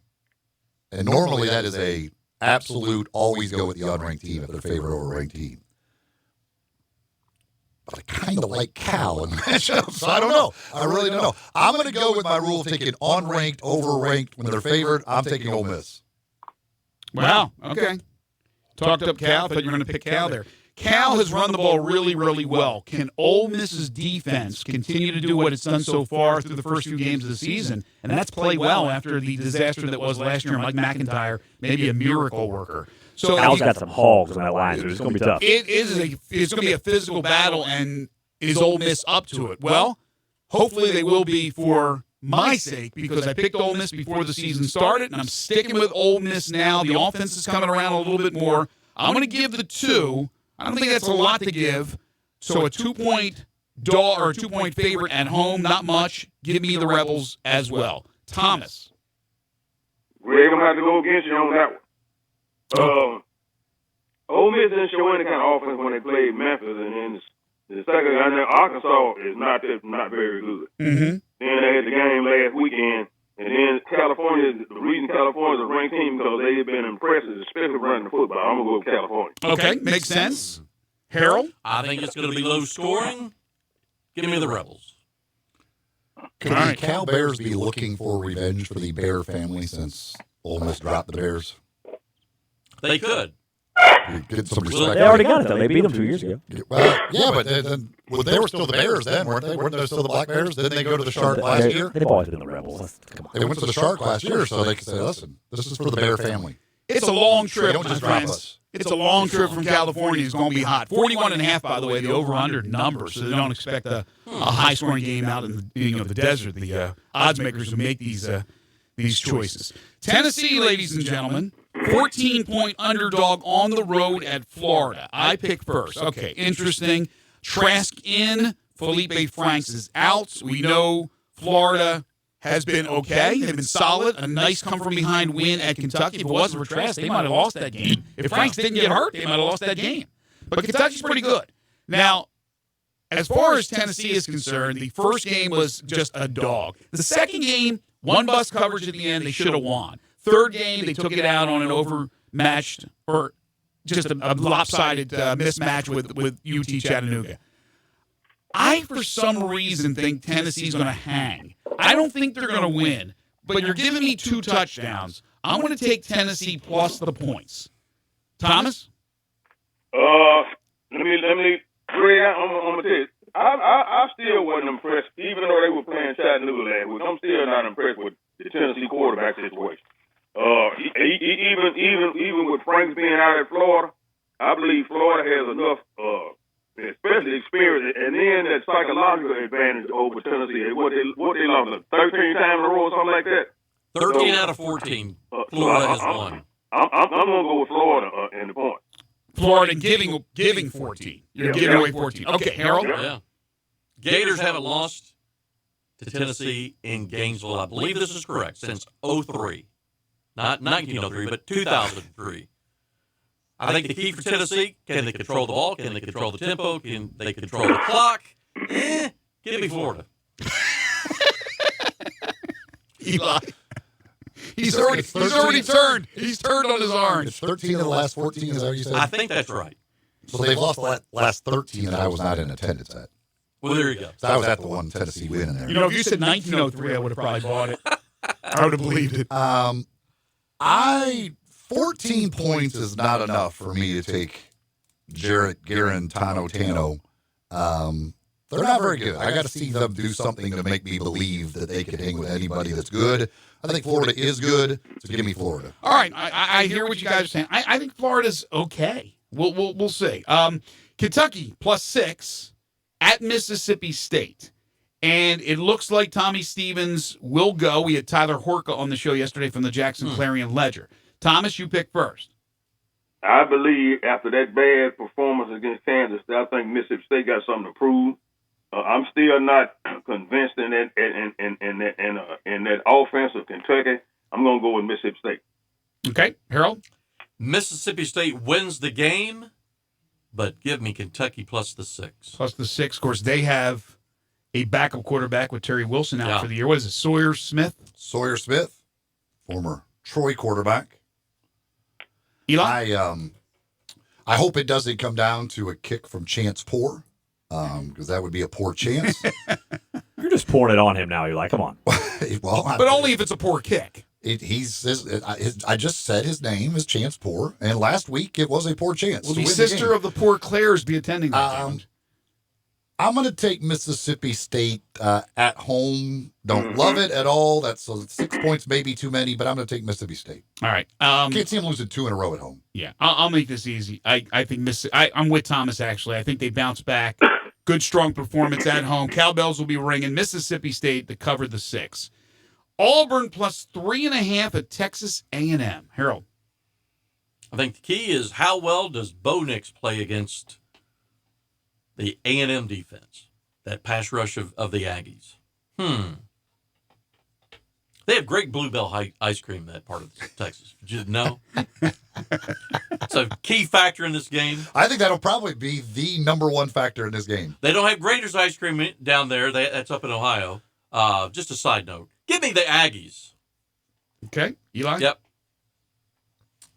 This one, because of the hook especially, not sure it'll come into play, but because of it, I'm going to take Auburn. I'm going to take Auburn in the points. I think this could very well be a really close game. If you're going to give me 3.5, I'll take the 3.5. I just got a weird feeling that Bo Nix is going to struggle in this game. Mm-hmm. I like A&M. I like A&M minus the 3.5. Thomas? Greg, I totally agree. You must have been reading my mind. I don't see. Matter of fact, before I make my pick, did any of you guys see this on Twitter? I think it was Barry Salee that had next year's Auburn coaching staff, and it wasn't the coaching staff that they got now. He was playing around. I'm going to go with A&M. All right, so 3 for A&M. Eli likes Auburn. Notre Dame plus 14 at Georgia. Mr. Savoie. Not enough. Georgia is really, really good. Notre Dame on the road in this situation. Bad spot for them. I like Georgia. Yep. I gave you the numbers yesterday. I won't go over them again. Notre Dame's been awful against top 5 teams. Brian Kelly has not been good against top 5 teams. This is since 2000. They're 1-17. Georgia, big over Notre Dame, and that will knock Notre Dame out of any playoff implications, in my opinion. Thomas? I agree with you wholeheartedly, Greg. I think Georgia going to roll. I think Georgia might be one or two between the first, second, and third best team in the country. And I really believe if they get an opportunity again, they're going to beat Alabama this year. So I'm going to go with Georgia, and I think they're going to roll over Notre Dame. Harold, clean sweep, or are you going to take the points? I'm going to take the points. I hope this game is as good and as fun to watch as all the hype. So Notre Dame plus the 14 for Mr. Gray. Georgia's going to win the game, but give me Notre Dame plus the 14. Hopefully it's like the game they played at Notre Dame a couple years ago. That was a great game. Fantastic game up there. Yep. I just don't think that it's going to be. Well, Harold's been the red-hot prognosticator so far, so we'll see if he cools down this week. So, Thomas, we differ on the Cal-Ole Miss game, the Florida UT game. So they're the ones to really pay close attention to. Again, if you win, you got barbecue, right, Eli? That's right. $25 in piggy bucks from Central Barbecue will be coming your way. And that's if you tie as well. So the tie goes to the caller. Thomas, thanks for getting in, my friend. Appreciate it. Hey, Eli, I love that barbecue bologna they got over there. Oh, that's some good stuff. I'm looking forward to it, Greg. Barbecue. Enjoy. Enjoy, Thomas. You can get you plenty of bologna with that $25. Thank you, my friend. Appreciate that. Great wings at Central as well. It's all good. The wings are spectacular. I had ribs the other night from there. I do like that. He's the barbecue bologna, thick bologna. I know, it's good. That stuff's good. Really good. It is good. You know what's really good? You get the meat tray. It has pulled pork, ribs, the bologna, turkey. What did he say? Bologna. Bologna. Thank you. Chicken. Shut up. I don't know what bologna is either. Chicken, summer sauce. You ever had the summer sausage there? The little sausage? No. Oh, gosh, it's so good. That is, you got like a party coming up? Let me. Carnivore experience. It really is. Yeah, if you're a vegetarian, probably not the go-to. See, that's the thing, because he talks about the bologna. The bologna is really good, but it's when I go there, I never think to order the bologna. There's so many options above it on my list. I went there, and this is probably a few months ago, and I went in there, I said, I'm going different. I got 2 bologna sandwiches with the coleslaw on it. Delicious.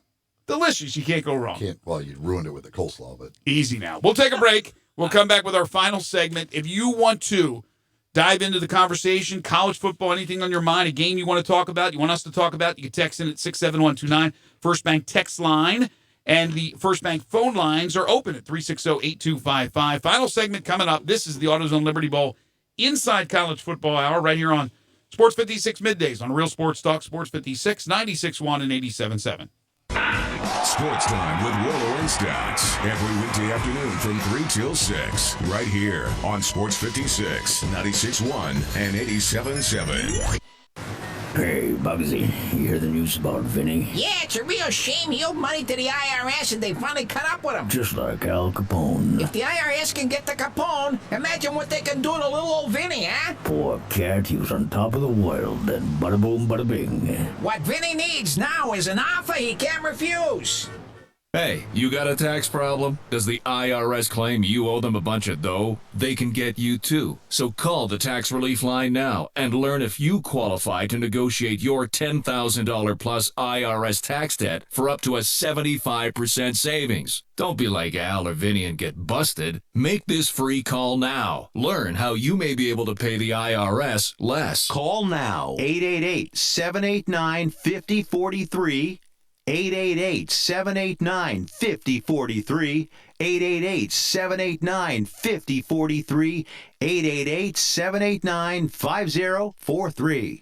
The Vergas family, legendary Memphis restaurateur, starting with Mr. Charlie and continuing today with his grandchildren. Brett, it just dawned on me the other day that while Memphis is celebrating its bicentennial, the Rendezvous has been here well over one-third of Memphis's existence. Someone asked me if we remember the day the Rendezvous started, and I tell them no, because if we thought it was going to last this long, we'd have kept much better records. But we're not a place to rest on our laurels or reputation. We're always trying to add new things to make our customers' experience more enjoyable. Friday lunches have always been special because we give away our red beans and rice. But we are now adding a sausage sandwich. It's the same sausage we serve on our cheese and sausage plate, but it will be served lengthwise on a bun with beans and slaw on the side. We've also partnered with a company called Devillet out of Dyersburg to introduce a new sweet glazed mustard with Rendezvous seasoning in it. It will really go great with a sandwich. I still recommend adding slaw. My grandfather had a hot dog stand on Beale Street in 1916, and we've come full circle using his slaw on our hot dogs. Hope to see you this Friday at the Rendezvous. In the alley in downtown Memphis. Campbell Clinic now offers daytime walk-in care, and you don't need an appointment. If you've got any kind of urgent break, sprain, strain, you can walk into any of their 5 convenient locations Monday through Friday from 8 until 4. There's no long wait you have to put up with the ER, and those doctors are really good, but they're not orthopedists. They're not world-renowned orthopedists who have come up with different procedures and written the manuals for them that are used everywhere in the world, and I'm not kidding you. And you can now see those doctors who treat the Tigers, the Grizzlies, the Redbirds. You can see them today without an appointment. And I'm talking Collierville, Germantown, South Haven, downtown at the Med Center, or even the Campbell Clinic Spine Center in Cordova. Now, if you've got something pressing, you got to go to work and you can bear the pain until the evening, there's Campbell Clinic After Hours. That's Monday through Thursday from 5 to 8 in Germantown, South Haven, even Saturday morning in Germantown. If you're injured, don't wait. Visit Campbell Clinic Walk-In Care or Campbell Clinic After Hours. Now, back to Sports 56 Middays delivered by FedEx. Now more of the AutoZone Liberty Bowl Inside College Football Hour. Here once again are Greg Gaston, Eli Savoie, and Harold Grader.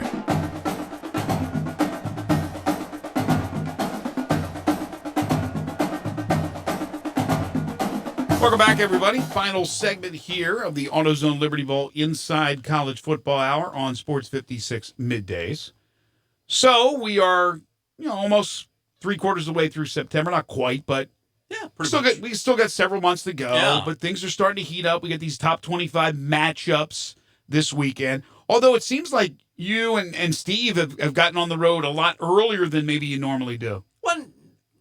Early in the season. Kind of the norm, and as we look at it this year in particular, there's been some changes in coaches and athletic directors at schools in both of our conferences, and getting out early and seeing folks. That's the main reason I'm going to Nashville on Saturday. They have a new AD at LSU, Scott Woodward, who was at A&M, Malcolm Turner, the new AD at Vandy, just to see them and get caught up with folks and check out a team like LSU. So early on, that's the main reason we're out. But you start kind of gauging things like a Mississippi State and with a K-State, and to see them in person last week with a new head coach and a freshness there with that program. So always multiple reasons to hit the road. When you, with going to see LSU this week, do you take your O to English translator? case you have to talk to him after the game. You need to know what he's saying. Now, Eli, come on. You can't. That's nothing. He's great. I love Coach O. When Ed speaks, I understand what he's saying. Especially if he's talking about JoJo. I'm not sure if I'd admit that. The Hummer. But you got to remember that, our very, in all semi-seriousness, but it's fact, is Ed's, attachment to the AutoZone Liberty Bowl. He met his wife here in Memphis at the bowl game way back when he was on the staff at Syracuse on a blind date during bowl week. And they've been married all these years. I will be. And you weren't at the Georgia game there, but I'd like to know, just comparison-wise, percentage of fans, how LSU does. Well, I to what certainly Georgia saw did. the video and the pictures from the Vandy Georgia game. Yeah, I think it may be similar to that. I would think it will the distance is obviously it's could be a factor.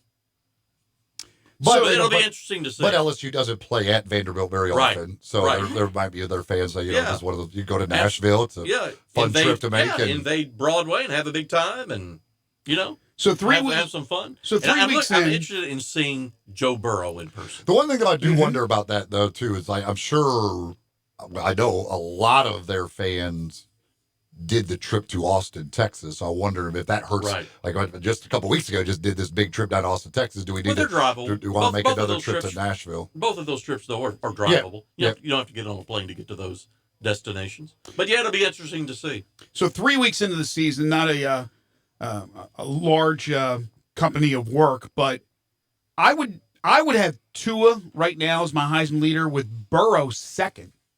That's how much I think of Burrow, and that's with Jalen Hurts there third, and Fields is having a great year. A number of guys. Obviously, you have Lawrence, who's thrown 4 picks. Trevor Lawrence, he's thrown 5 picks. 5 picks so far for Clemson. And even though they're killing teams, I got to throw him way down there now with that type of start. The kid from the running back from Wisconsin, Taylor, if he has a huge game against Michigan, I mean, people are going to be talking about him as well. I don't think Fromm's going to have those type of numbers to be up there. Maybe Swift, the running back. But Burrow, as you just said, you want to see him. He's been one of the big stories, I think, early in the season. And I think you're seeing the impact of the new OC there at LSU, guy that came over from the Saints. Mm-hmm. And maybe I think we can say comfortably or confidently that Coach O has turned over the offense finally. It's like, okay, we've got to do that. And I'm sure, is his name Josh, the OC? Can't think of his name. Anyway, I'm sure he said, look, if I'm going to do this, if I'm going to give up the NFL, I have to have 100% complete, no questions asked, control of this offense. It is. And we're seeing the numbers. It's impressive. And I think certainly has benefited Joe Burrow. It's the comment. It's gosh, my memory today has been terrible. Jason. I'm sorry, I don't know his name. See, the offensive coordinator officially is Ensminger, but the guy they brought in is passing game. The guy from the Saints. Yes, is it Brady? Brody? It's Brady. I can't remember his first name. Not John. That's their former basketball coach. John Brady. Yeah. What the hell's his name? But isn't it interesting? They had to go to the NFL to bring in a coach to open up the offense. When most of the time you look around college and you have these guys who spread it out and want to play a different style. The Kingsburys of the world who's now getting a shot at Arizona, the Mike Leaches of the world. They dip into the NFL, which is normally a little bit more conservative, right? Run the ball, play defense. And instead they go in, they pluck a guy from the Saints to come in and to open up the offense. But it is what the doctor ordered for LSU. Yeah, absolutely. I still believe when it comes down to it that they won't be in Alabama, because that game's in Tuscaloosa, right? Yes. Yeah, and that's the big reason why. Right. I still think it's going to be tough for them to go into Tuscaloosa and win that game. But do I think they have a chance? Because somebody got irate when I said that the one time. Joe Brady. Thank you, Joe Brady. I knew it was a J name.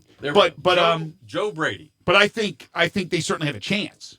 Yeah. I just don't think if it was at home, I'd give them a lot better chance. But I don't think they're going to do it in Tuscaloosa. Harold, it's early, but again, if folks want to jump in there and get their tickets now. Never too early. Give us a call at the AutoZone Liberty Bowl. Get your tickets for this year's 61st edition game coming up on New Year's Eve afternoon. That translates to December 31st, 2:45 Central. SEC Big 12. Lots of entertainment, lots of fun. Want you to be a part of it. Give us a call, 795-7700, 795-7700. We can get you some great seats and get you hooked up there, and we would appreciate the support because we're looking forward to it. It's going to be a lot of fun. One other quick note. Want to give a shout-out to our friend Mike Norvell. Yes, I was going to ask about that. Great appearance, talk. It was almost like a locker room team talk. I heard it was great. The Touchdown Club this past Monday night, really cool. The guests, the members ate in the new player dining room on the football complex. Then went into the team meeting room where Mike gave his talk/speech. It was great. And kudos to him that afterwards he led a tour of the new facility. So I thought it was a great experience. One, for Mike to be able to show off his facilities and his program to folks that may not normally either root for the Tigers or have any reason to be on campus in that fashion. And for those folks to see it and feel it and experience it, which was kudos to them. Reminder for the Touchdown Club, next meeting is a week from Monday, the 30th.